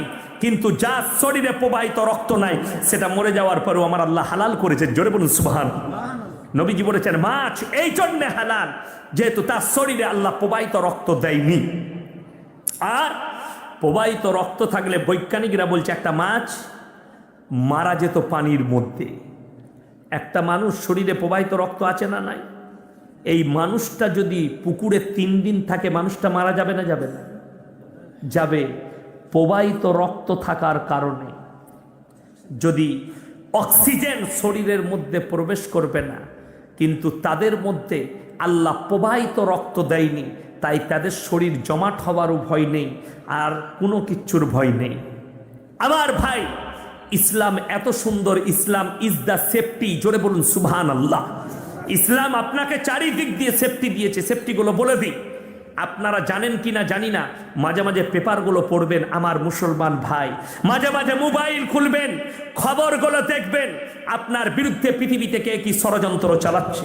আমি জলসা শেষ করে গাড়িতে যেতে যেতে আমার মোবাইলে খবরের চ্যানেল লোড করা আছে, আমি খবর দেখতে দেখতে চাই আপনার বিরুদ্ধে কে কি ষড়যন্ত্র করছে, মুসলমানের ইমানকে কে নষ্ট করতে চাইছে। আপনি অবাক হবেন। আপনাদের ইমানগুলো যারা শিক্ষিত লোক আছে তারা ভালো করে পরীক্ষা করবেন। আজকে বর্তমানে আগেকার মানুষরা সকালবেলায় উঠে কি খেত বাবা? মুড়ি। মুড়ি খেত না? খেত না? মুড়ি, চা, রুটি, চা খেত। রুটি চা মনে আছে? চা দিয়ে রুটি, হাতে বেলা রুটি চা দিয়ে আমরা খেয়েছি। সকালবেলায় দেখবেন ভেতরে চিনি ভরে লেপটিয়ে রুটি খেতাম। স্কুলে যখন যেতাম মারা টিফিন দিত, মুড়ি আর চিনি ভরে দিত মুড়ির সাথে, স্কুলে খেতাম। কেউ ভিজিয়ে খেত, কেউ শুকনো খেত। আর এখন স্ট্যান্ডার্ডি যুগ এসছে, বললে ছেলেকে দামি বিস্কুট দে, দোকান থেকে কিনছে 5 স্টার চকলেট, ডেয়ারি মিল্ক। আপনার ছেলেকে কিনে দিচ্ছেন কিটক্যাট, আপনার ছেলেকে কিনে দিচ্ছেন ওরিও বিস্কুট। ওরিও বলে একটা বিস্কুট আছে, আমি বলিনি। সব থেকে প্রথমে সম্প্রচার করেছে কলম পত্রিকা। আমার কাছে পেপারটা রাখা আছে, তারা লিখেছে এই বিস্কুটের মধ্যে শুয়োরের মাংস লাগানো আছে, শুয়োরের চর্বি। জোরে বলুন নাউজুবিল্লাহ। আপনি আপনার সন্তানকে কি খাওয়াচ্ছেন? যদি বলেন হুজুর কি খাবো, আপনি যদি খেতে চান ন্যাচারালি যেগুলো বেকারিতে যে বিস্কুটগুলো তৈরি হচ্ছে ওগুলো খান, যার মধ্যে কোনো রকমের অ্যামুল সুপার নাই, শুধুমাত্র তেল দিয়ে তৈরি করছে, সাদা তেল, সরষের তেল, বিভিন্ন রকম পাম তেল দিয়ে করছে, যার মধ্যে অ্যামুল সুপার নাই। অ্যামুল সুপার দুটো ছিল আর এখনো আছে, একটা হচ্ছে গ্রিন অ্যানিমেল, সেটা হচ্ছে রেড চিহ্ন। অ্যানিমেল মানে হচ্ছে যে কোনো প্রাণীর চর্বি দিয়ে তৈরি। আর একটা হচ্ছে আপনার ভেজিটেবল, মানে যে কোনো সবজির দুধ থেকে, ধানের দুধ, গমের দুধ, ঘাসের দুধ থেকে একটা তৈরি হয়। তার নিচে লেখা থাকতো ভেজিটেবল আর একটার নাম লেখা থাকতো অ্যানিমেল। এখন কিন্তু বেঈমান কাফেররা দেখলে মুসলমানদের মৌলবীরা ফাতোয়া দিচ্ছে যে তোমাদের জন্য রেড চিহ্ন খাওয়া যাবে না, ওই জন্য দেখবেন বাজারে কিনে 100টা চকলেট কিনবেন 100টাতেই গ্রিন চিহ্ন করে দিয়েছে, যেন এরা বুঝতে না পারে আপনি কি খাচ্ছেন, আপনি অনুভব করতে পারবেন না আপনি রাস্তায় কি খাচ্ছেন। এখন বলে দিই, কালকেই আমার কাছে একটা ফোন এসছে, আমি বায়ান করে দিয়েছি, কালকে পেয়ে যাবে ফেসবুকে, ইউটিউবে। আজকে আবার আমি সাবধান করে যাচ্ছি। আমাদের দেশে বাজারে ঘাটে মুরগি বিক্রি হচ্ছে না, হয়নি? পোলট্রি মুরগি আপনারা কিনে খান না? খান না? মাংস খান। শুনেলেন এরপরে, যে মুরগির দোকানি সে যদি মুসলিম হয় আর সে যদি জব করার পরে রক্তটা, ঘাটটা টিপে ধরে রাখে গলাটা, রক্ত যদি পড়তে না দেয়, সেই মাংসটা খাওয়া হারাম। তার দোকানে মাংস কিনবেন না। আমার ভাই শুনেন, আপনি যদি, যেমন আমাদের দেশে দেখবেন প্রায় দোকানে মেশিন উঠেছে, মেশিন উঠেনি? এই মেশিনে কিন্তু মুরগিটা ছিলা হচ্ছে। কলকাতায়, মুর্শিদাবাদে বহু জায়গায় বসে গেছে দোকানে কারেন্টের মেশিন। গরম পানিতে পুরো রুয়াগুলো ছিলে দিচ্ছে, তাহলে চামড়াটা পেয়ে যাচ্ছে।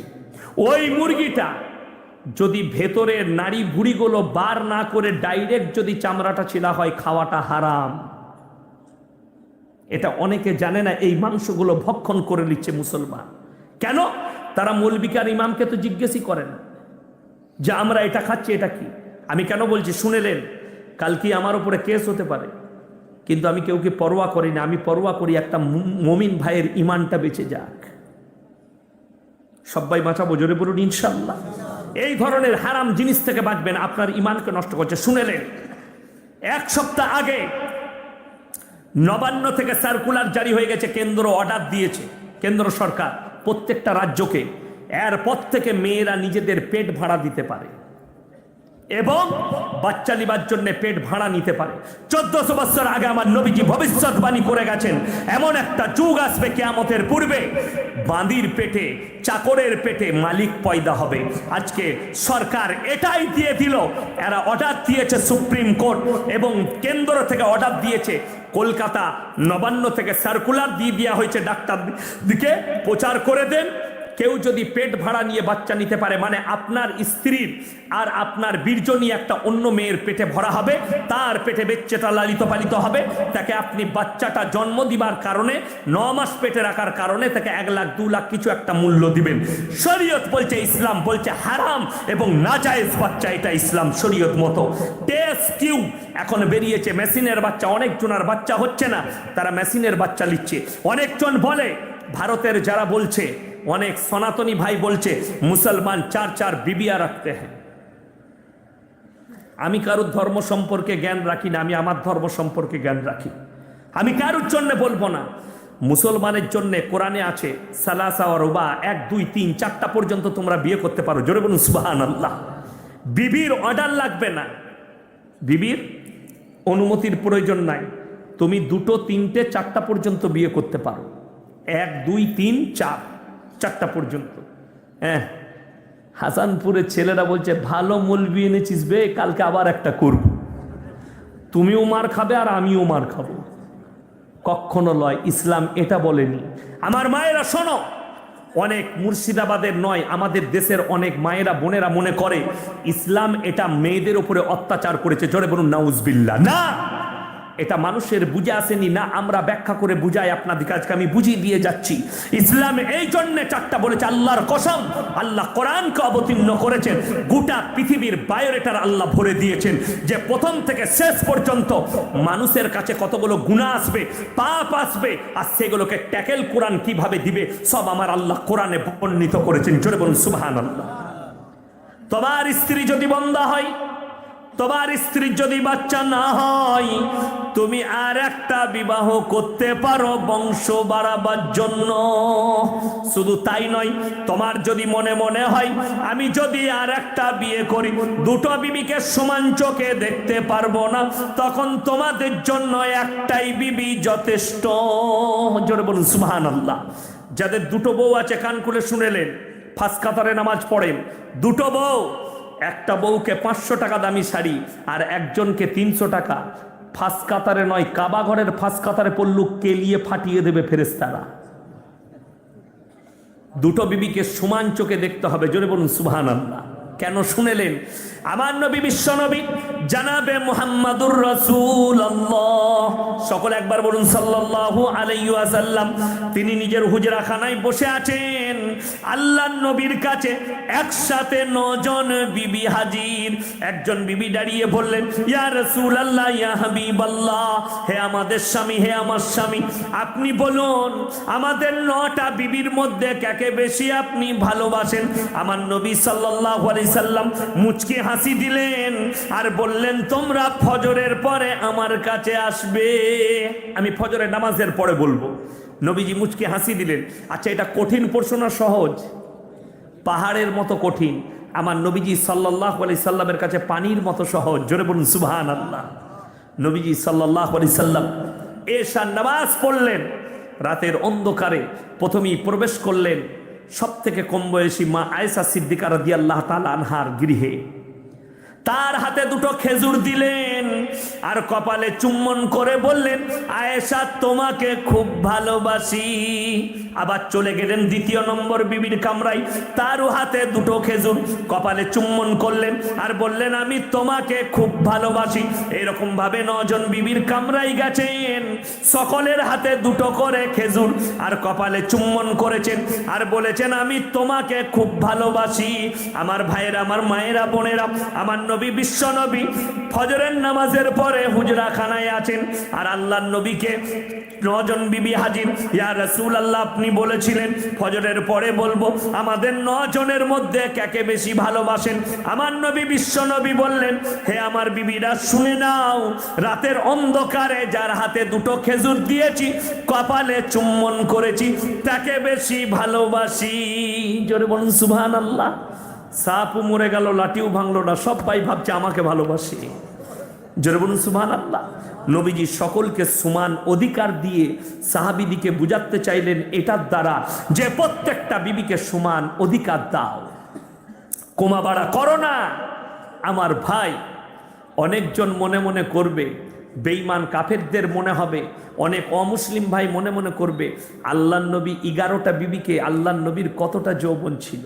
তোমাদের জানা নাই, হাদিস খুলো, আল্লাহর নবী জানাবে মুহাম্মাদুর রাসূলুল্লাহ, সকলে বলুন সাল্লাল্লাহু আলাইহি সাল্লামকে আল্লাহ তাআলা সব দিক দিয়ে 70টা পুরুষের সমান আল্লাহ যৌবন এবং শক্তি দান করেছিলেন। জোরে বলুন সুবহানাল্লাহ। 70টা পুরুষের। আর একবার বলুন সুবহানাল্লাহ। নবীজিকে আল্লাহ কতটা ভালোবেসেছিলেন, ওই জন্যে শুনেলেন। আমাদের অনেকের মনে মনে হয়, অনেক মায়েরা, শিক্ষিত মেয়েরা মনে করবে, তোমরা উত্তর দিবে তোমাদের বন্ধু বান্ধবকে, যে কেন নবীজি 9টা 11টা বিবাহ করলেন। 11টার মধ্যে শোনো, 10টা বিধবাকে বিয়ে করেছে। জোরে বলুন সুবহানাল্লাহ। আমাদের সমাজে যদি আমাকে একটা ছেলে ফোন করেছে, হুজুর আমার গ্রামে একটা মেয়ে বিধবা হয়েছে, স্বামী মারা গেছে, তার একটা ছেলে আছে, আমি কিন্তু ব্যাচেলার, আমার বিয়ে শাদী হয়নি, আমার খুব পছন্দ, তাকে বিয়ে করব। আমার পরিবারের লোক বলছে ওই মেয়েকে বিয়ে করবি। এমন তোমার কে বলছে? বলে আমার বাবা, আমার চাচা, আমার মা। এমন তাদের ইসলাম সম্পর্কে জ্ঞান নাই, তারা পাপী, ইস্তেগফার করতে হবে।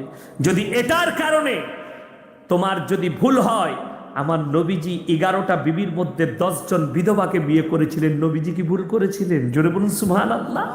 আমার নবীজি সাল্লাল্লাহু আলাইহি সাল্লাম পৃথিবীর মানুষকে আদর্শ দিলেন, বিধবাটা ডাস্টবিনে ফেলার জন্য নয়, বিধবাটা ব্যভিচার করার জন্য নয়, রাস্তায় ঘুরে বেড়াবার জন্য নয়। তোমরা যদি পছন্দ হয় হালাল তরিকায় নিকাহ করো আর বিবাহ স্ত্রী হিসাবে গ্রহণ করো, এর মধ্যেও আল্লাহ তোমাদের জন্য খায়ের আর বরকত রেখেছে। জোরে বলুন সুবহানাল্লাহ। অনেক মুসলমান ভাই জানে না, যারা স্টুডেন্ট আছো কলেজ ইউনিভার্সিটি, তারা শোনো, আমাদের দেশে হিন্দু ভাইদের একটা প্রথা ছিল, সেটার নাম হচ্ছে সতীদাহ প্রথা। স্বামী মারা গেলে ওই চিতার মধ্যে স্ত্রীকে জ্বালিয়ে দেওয়া হতো। রাজা রামমোহন রায় একজন মহান ব্যক্তি, তিনি বায়োডেটার অফ মুহাম্মদ সাল্লাল্লাহু আলাইহি সাল্লাম পড়লেন। জোরে বলুন সুবহানাল্লাহ। তিনি দেখলেন নবীজির আদর্শের মধ্যে প্রথমেই আছে, নবীজি 25 বছরের যুবক, একজন ফুটফুটে যুবক, আর বিবাহ করলেন 40 বছরের বুড়ি মা খাদিজাতুল কুবরা রাদিয়াল্লাহু তাআলা আনহাকে। নবীজি যতগুলো বিয়ে করেছেন, যতগুলো কাজ করেছেন, একটাও নিজের মন থেকে করেনি, সব আমার আল্লাহর হুকুমে করেছেন। জোরে বলুন সুবহানাল্লাহ। এটা আগে আপনাকে ঈমান আনতে হবে এই কথাটার উপরে। আমার নবীজি যা করেছেন আল্লাহর হুকুমে করেছেন। 11টা বিবাহ আল্লাহ আপনার জন্য 4টা জায়েজ করেছে। কিন্তু শোনো, তোমাদের মনে মনে যদি হয় 2টো বিবিকে আমি সমান চোখে দেখতে পারবো না, তখন তোমাদের জন্য একটাই বিবি যথেষ্ট। জোরে বলুন সুবহানাল্লাহ। একটার বেশি গ্রহণ করো না। যদি বলেন আমার যদি বাচ্চা না হয়, যদি ডাক্তারে বলে তোমার বাচ্চা হবে না, তুমি আল্লাহর উপরে ভরসা করে থাকো। আর শুধু তাই নয়, তুমি এক কাজ করবে, তোমার ভাইয়ের ছেলেকে মানুষ করে নাও সন্তান হিসাবে, তোমার শালির ছেলেকে মানুষ করো, বোনের ছেলেকে মানুষ করো সন্তান হিসাবে, আল্লাহ তোমাকে সন্তান দিবে। ওই জন্য শুনেলেন আমার ভাইয়েরা, বেঈমান কাফার আপনার ওপরে চক্কর শুরু করে দিয়েছে, এদের যেন ঈমান নষ্ট হয়ে যায়। আমার ভাই, টেস্ট টিউব, ডাক্তারে বলছে মেশিনের বাচ্চা লাও, মেশিনের বাচ্চাগুলো শুধু তাই নয়, কেন্দ্র থেকে সুপ্রিম কোর্ট রায় দিয়ে ফেলেছে, এরপর থেকে স্বাধীন ভারতের মুসলিম নয়, ভারতের যতগুলো নাগরিক মেয়ে আছে, তারা নিজেদের পেটের সন্তানকে 6 মাস পর্যন্ত নষ্ট করতে পারে, কোনো অপরাধ নয়। জোরে বলুন নাউজুবিল্লাহ। এই কথাটা ইসলাম বিরোধী কথা, এই কাজটা ইসলাম বিরোধী কাজ, কোরআনের বিরুদ্ধে চক্র। আপনারা জানেন, কোরআন খুলুন, শুনিয়ে দিই কেমন চক্র। কোরআন বলছে ওয়ালা তাকতুলু আওলাদাকুম খাশিয়াতা ইমলাক নাহনু নারযুকুহুম ওয়া ইয়াকুম। হে আমার নবী বলো, তোমরা দরিদ্রতার ভয়ে তোমাদের আওলাদকে কতল করো না। এরপর থেকে এই যে দেখতে পাচ্ছেন, বহরমপুরে দেখবেন টাউনে ডাস্টবিন আছে না নাই ময়লা ফেলার জন্য? বাস স্ট্যান্ডে কথা বলেন, আছে। সেইগুলোতে ময়লা ফেলা হয়, লেখা আছে এই জায়গায় ময়লা ফেলুন, রাস্তাঘাটে ময়লা ফেলবেন না। এরপর থেকে ওই ডাস্টবিনগুলোয় ময়লা থাকবে না, ভ্রূণ আর বাচ্চা পড়ে থাকবে। হাজার হাজার যুবক, হাজার হাজার যুবতী ব্যভিচার করবে আর ডাস্টবিনেতে বাচ্চাগুলো ফেলবে। আমার ভাই, কান খুলে শুনেলেন, আপনি সাবধান বাণী দিয়ে যাচ্ছি আপনাদেরকে একটা সুন্দর করে। আপনি যদি সাবধান না হন, আপনার সন্তান ব্যভিচারে লিপ্ত হবে। তার প্রমাণ দিই, মুসলমান 25শে ডিসেম্বর ক্রিসমাস পালন করছে, যদি বলেন প্রমাণ দিবেন, আগামী বছরে দাওয়াত দিবেন, আমি সকাল থেকে আপনাকে দাঁড়িয়ে থেকে বহরমপুরে খ্রিস্টানদের গির্জায় কতগুলো মুসলমান শিক্ষিত যুবক যুবতী লাইন দিয়েছে, আমি প্রমাণ দেবো। কলকাতার বুকে হাজার হাজার মুসলমান শিক্ষিত কলেজ পড়ুয়া, ইউনিভার্সিটি পড়ুয়া ছেলেমেয়েরা তারা ক্রিসমাস পালন করেছে খ্রিস্টানদের ওই জায়গায় কি। শুধু তাই নয়, আমি বলিনি, মিডিয়া লিখছে, খবরে দিয়েছে, শুধু কলকাতার বুকে অনলাইনে 22,000 নিরোধ বিক্রি হয়েছে ওই ক্রিসমাসের দিনে। জোরে বলুন নাউজুবিল্লাহ। শুধু তাই নয়, পুরো রাজ্যের হিসেব 7 থেকে 8 লক্ষ খালি নিরোধ বিক্রি হয়েছে। কতগুলো ব্যভিচার হয়েছে বুঝেলেন। আর যারা নিয়েছে সব স্কুল পড়ুয়া যুবক আর যুবতী। আপনি কি ভাবছেন আপনার শরীরে? আজকে একটা ছেলে ফোন করেছিল, বলবো না কোথাকার, কি বলছে জানেন? হুজুর নামাজ পড়ি। আচ্ছা, আমাকে বললে আপনি কোনো ডাক্তার? আমি বললাম ডাক্তার লয়, আল্লাহ আমাদেরকে ইলমে লাদুন্নি দিয়েছে। সে কথা বলেছে, তার রোগ বলে দিয়েছি আমি। কি রোগ? যে তুমি কি পাপ করো সেটা বলে দিয়েছি তার হাঁ করাতে। সে বললে হুজুর আমি নামাজ পড়ি, গোসল করি নামাজের জন্য জোহরের আগে। যখনই গোসল করে বেরোই তখন দেখি আবার আমার বীর্য বেরিয়ে এসছে লুঙ্গিতে। আমি বললাম তুমি হস্তমগ্ন করো। বললে হুজুর আপনি কি করে বুঝলেন? আমি বললাম তোমার হাঁ করাতে বুঝে নিয়েছি, তুমি এই পাপ না করলে এই রোগ আসে না। এরকম হাজার হাজার মুসলমান যুবক তারা বিবাহের আগে নিজেদের যৌবনকে নষ্ট করছে, আর তার জন্য দায়ী। তাকে বললাম শোনো, তুমি তোমার কাছ থেকে আমার কাছে সাজেশন নিলে, তোমার মোবাইলকে ছুঁড়ে ফেলো। এই মোবাইলের দ্বারা হাজার হাজার মুসলমান যুবক যুবতী তারা যৌবনকে নষ্ট করে দিচ্ছে। আর এখন আপনার শরীরে শুনেলেন, আপনাদের আমার জীবনে, আমাদের যাদেরকে আল্লাহ চোখ দিয়েছে তাদের জীবনে 100টা পাপের মধ্যে 95টা পাপ চোখ করে। বুঝতে পেরেছেন না পারেনি? কে করে? চোখ করে। আর এই চোখের কাছ থেকে এই যুগে হাফ ভাগ নিয়ে নিল মোবাইলটা। 45% ভাগ নিয়েছে এই মোবাইল, পাপ করেছে। এটাও বেঈমান কাফেরদের একটা বড় চক্র। যখন আমাদের মৌলবীরা ফতোয়া দিলে টিভি রাখা চলবে না, টিভি রাখা যাবে না, অনেক ইমানদার সেই যুগে কেউ টিভি কিনেনি। ঠিক বলছি না ভুল বলছি?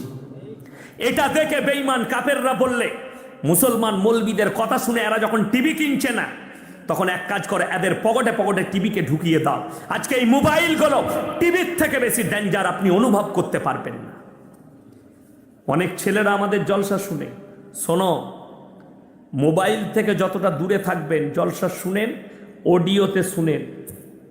যখনই আপনি মোবাইল সার্চ করবেন ইয়াসিন সাহেবের জলসা শুনবো, যখনই বার করবেন আমার জলসার সঙ্গে 100টা ন্যাংটো নারীর নাচ দিবে আপনাকে। আপনার মনে মনে হবে একবার এটা সার্চ করি, ওমালকে পরে দেখব। বাস্তব বলছে, আপনার চোখ বলবে, আপনার নফস বলবে। ওই জন্যে বড় কষ্ট লাগে, দুঃখ লাগে। আমার ভাই মুসলমান যুবক যুবতীরা বিবাহের আগে তাদের যৌবনকে নষ্ট করে ফেলছে। তোমরা সাবধান হও। যারা কলেজ পড়ুয়া আছে তাদেরকে বলছি, আপনার মনে মনে হবে আমার মেয়েকে একটা মোবাইল দিতে হবে কলেজে যখন যাচ্ছে। ওই মোবাইলটা দেওয়ার কারণে তুমি তার হাতে কোনো দামি জিনিস দাওনি, জাহান্নামের আগুনটা তার হাতে তুলে দিয়েছো। তোমার মেয়ের হাতে জাহান্নামের আগুন দিয়েছো। ওই বাবরা পাপী যারা বলে আমার মেয়ের হাতে মোবাইল দিতে হবে।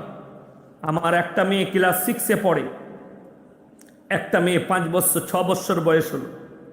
আপনি চলুন আমার বাড়িতে, মোবাইল টাচ করতে পাই না। টাচ দেখা তো দূরের কথা। আমার কাছে আমি বলেছি যা খেতে চাইবে সেটা এনে খাওয়াবো, যেরকম জামা চাইবে এনে দেবো, কিন্তু কখনো তুমি এটা পাবে না যে মোবাইল হাত দিতে পারবে। আমার বাড়িতে টিভি দেখাতে পারবেন না, নিতে পারিনি। কিসের ভয়ে? আমার মেয়েরা পাপ করবে যদি মনে করি আমি খবর দেখবো আপনাদিকে। আপনি গেলেন, হুজুর টিভি রেখেছেন, আমি আপনাকে বলে দিলাম ভাই আমি খবর দেখি, খেলাধুলা দেখি। কিন্তু ইয়াসিন তুমি যখন জলসাই চলে যাবে, তোমার ওই বাচ্চা মেয়ে টিপে দিবে কার্টুন, না হলে ফিল্ম, না হলে গান লাগিয়ে দিবে। আর সেই পাপের দায়ী আমি ইয়াসিন হব। ওই ভয়ে এখনো টিভি ঢুকাতে পারিনি। আমরা মৌলবীরা টিভি কিনতে পারি না। আর সমাজের লোক, অনেক মেয়েরা সুদের ওপরে পয়সা দিয়ে, বন্ধন লোন নিয়ে, গ্রুপ লোন নিয়ে টিভি কিনছে বাড়িতে সিরিয়াল দেখার জন্য, আর নামাজও পড়ে। শোনো, আমি মায়ের দিকে অনুরোধ করে যাচ্ছি, যারা সিরিয়াল দেখে তাদের ইবাদত নষ্ট হয়ে যাবে, যারা ফিল্ম দেখে তাদের ইবাদত নষ্ট হয়ে যাবে। একজন মেয়ে আমাকে ফোন করে বলছে, হুজুর সিরিয়াল দেখলে কি করে ইবাদত নষ্ট হবে, একটু পানি দেন তো। আমি বললাম, শোনো, অনেকজন আর প্রশ্ন হবে, ব্যভিচার কাকে বলে? শুধু শারীরিক সম্পর্কটা জিনা নয়, চোখের জিনা, অন্তরের জিনা। কি পানি গরম? হালকা গরম হলে চলবে। আমি কিন্তু গরম পানির মাল লয়, আমি ঠান্ডা পানির মাল। দাও, এমনি গরম হয়ে আছি আমি, একটু মিক্স করে দেন। মিক্স করে দে, মিক্স করতে হবে না? আচ্ছা, বিসমিল্লাহ। ঠিক আছে, আলহামদুলিল্লাহ। আমার ভাই, খুব সূক্ষ্মভাবে বুঝিয়ে যাচ্ছি, সবাই নিজেদের সন্তানকে সুশিক্ষা দিবেন, কুশিক্ষা নয়। জোরে বলুন ইনশাআল্লাহ। প্রয়োজন মোবাইল স্কুলে নোট করতে হবে। স্কুলে গেল, বাড়িতে এলো, মোবাইল মা জমা নিয়ে সুইচ অফ করে আলমারিতে ভরবে। কথাটা বুঝতে পেরেছেন না পারেননি? আমাদের সরকার বললে একটা করে ট্যাব দিচ্ছি ব্যভিচার করার জন্য। ব্যভিচার কর। আপনি বলছেন আমার মেয়ে, দেখবেন অনেক মারা বলে দরজা লাগিয়ে পড়বি, এমনি পড়ি না। আমি আপনাদেরকে বুদ্ধি দিই, আপনাদের পাশে মাদ্রাসা আছে না? নাই? আছে।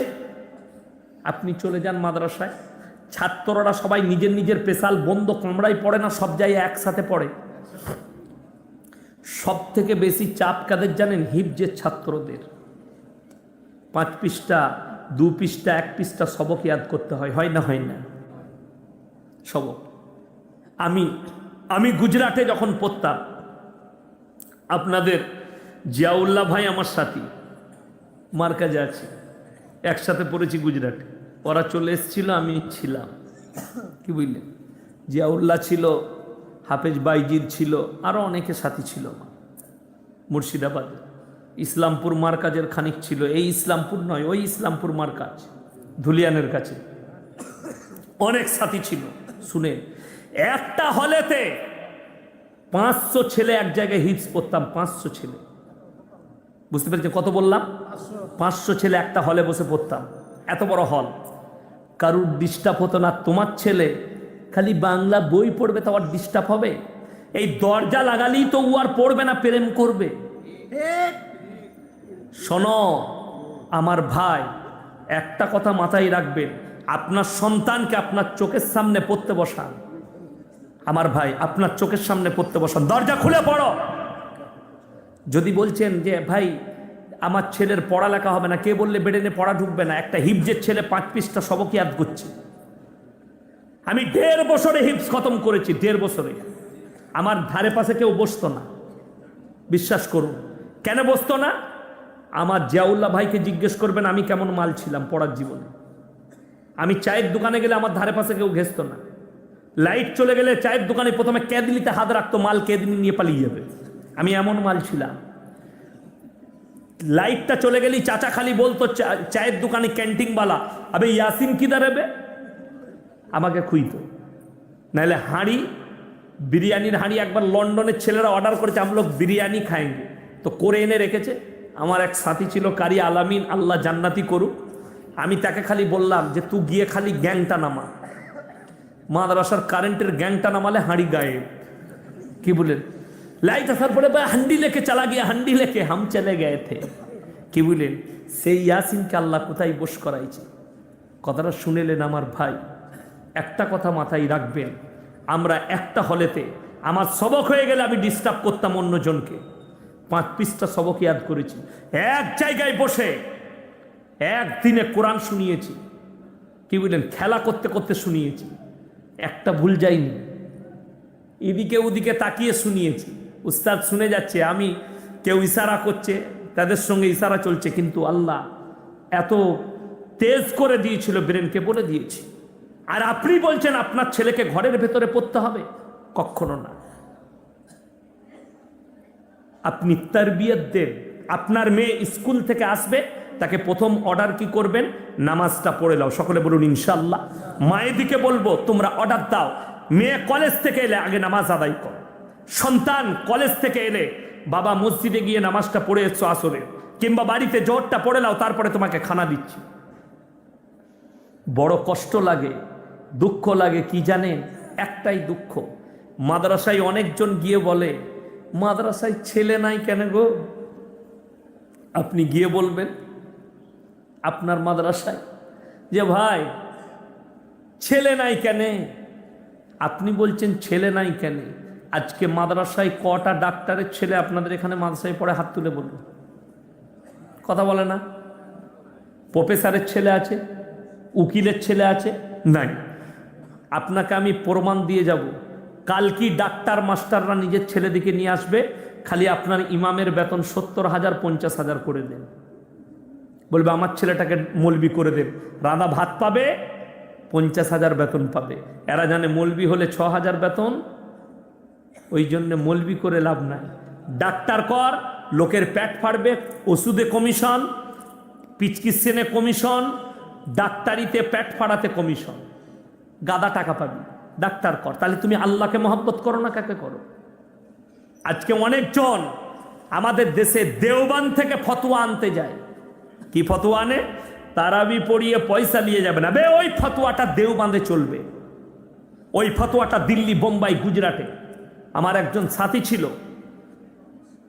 লন্ডন, মোহাম্মদ বারবাডোস বলে একটা দেশ আছে লন্ডনের পাশে, সেখানে জানে শুধু তারাবি নয়, সে মাঝে মাঝে আমাদিকে ভালো ভালো হোটেলে খাওয়াতে নিয়ে যেত। আর আমি খুব মাস্টার মাইন্ড ছিলাম, আমাকে যে বাদ দিত সে রেহাই পেত না, ওই জন্য আমাকে দাওয়াত আগে দিত। আমার ভাই, কোটিপতির ছেলেরা গুজরাটে, মুম্বাইয়ে, তারা হাফিজে কোরআন প্রথম হয়, কলেজেও পড়ে আর হাফেজও হয়। কে বললে আপনার ছেলে হাফেজ হলে কলেজে পড়তে পাবে না? কে বললে আপনার ছেলে মৌলবি হলে ডাক্তার হতে পাবে না? কিন্তু আপনার ছেলে যদি মৌলবি হয়ে ডাক্তার হয়, সে কখনো তাদের জমিরকে বেচবে না। আপনাকে দেখিয়ে দেবো, বর্তমানে আমি বহরমপুরের কথা জানি না, হাজার হাজার মুসলমান ঘরের ছেলে ডাক্তার, সালামের উত্তর পর্যন্ত দেয় না। তাদের আখলাক আর চরিত্র মুসলমানের মতো নেই। ওই জন্য শুনেলেন, আপনার ছেলে ডাক্তার হবে, মাস্টার হবে, প্রফেসর হবে, ইঞ্জিনিয়ার হবে, আল্লাহর কসম তার মধ্যে যদি দিন না থাকে, আমার আল্লাহর কাছে কোনো মূল্য পাবে না। দিন অবশ্যই থাকতে হবে। সবাই নিজেদের সন্তান দিকে সুশিক্ষা দেবো, জোরে বলুন ইনশাল্লাহ। তাদেরকে আদর্শ দেন, বেঈমান কাফেরদের খপ্পর থেকে বাঁচান। আমাদের ছেলেরা 1 জানুয়ারি ফিস্টি করছে, ঠিক কিনা? গান বাজিয়ে গঙ্গার ধারে গিয়ে, লালবাগে গিয়ে মদের বোতলের ফোয়ারা চালাচ্ছে। 1 জানুয়ারি তোমার নয়, 25শে ডিসেম্বর তোমার নয়, 1 এপ্রিল তোমার নয়। তোমার যদি থাকে, তোমার আছে রমজানুল মুবারক, তোমার আছে ঈদুল মুবারক, ঈদুল ফিত্র, ঈদুল আজহা, তোমার আছে মুহররম। তুমি মুহররম মাসের 1ম তারিখে তুমি মজা করো, আরবির 1ম তারিখ, আরবির 1ম মাস, কিন্তু তুমি মজা করছো বেঈমান কাফেরের আখলাক নিয়ে। কোরআন বলছে গায়রিল মাগজুবি আলাইহিম ওয়ালাদ দাল্লিন। মাগজুম মানে ইহুদি আর দাল্লিন মানে নাসারা। এই দুটো দলই পদভ্রষ্ট, এবং এদের যারা অনুসারী হবে তারাও পদভ্রষ্ট হয়ে যাবে। আমরা সবাই বাঁচবো, জোরে বলুন ইনশাল্লাহ। এরপর বলি, আমাদের সমাজের লোক আমরা সবাই বরকত চাই, সকলে জোরে বলুন ইনশাল্লাহ। কোরআন বলেছে 3টে লোকের সঙ্গে ভালো ব্যবহার করলে আল্লাহ তাদের মালেতে বরকত দেয়। জোরে একবার বলুন সুবহানাল্লাহ। কারা কারা? ওয়া আতিদাল কুরবা হাক্কাহু ওয়াল মিসকিন ওয়া ইবনাস সাবিলি ওয়া লা তুবাদদির তাবদীরা। হে আমার বিশ্ব নবী বলো, ওয়া আতিদাল কুরবা, সবথেকে প্রথমে তোমরা তোমাদের কাছের গরিবের খেয়াল রাখবে।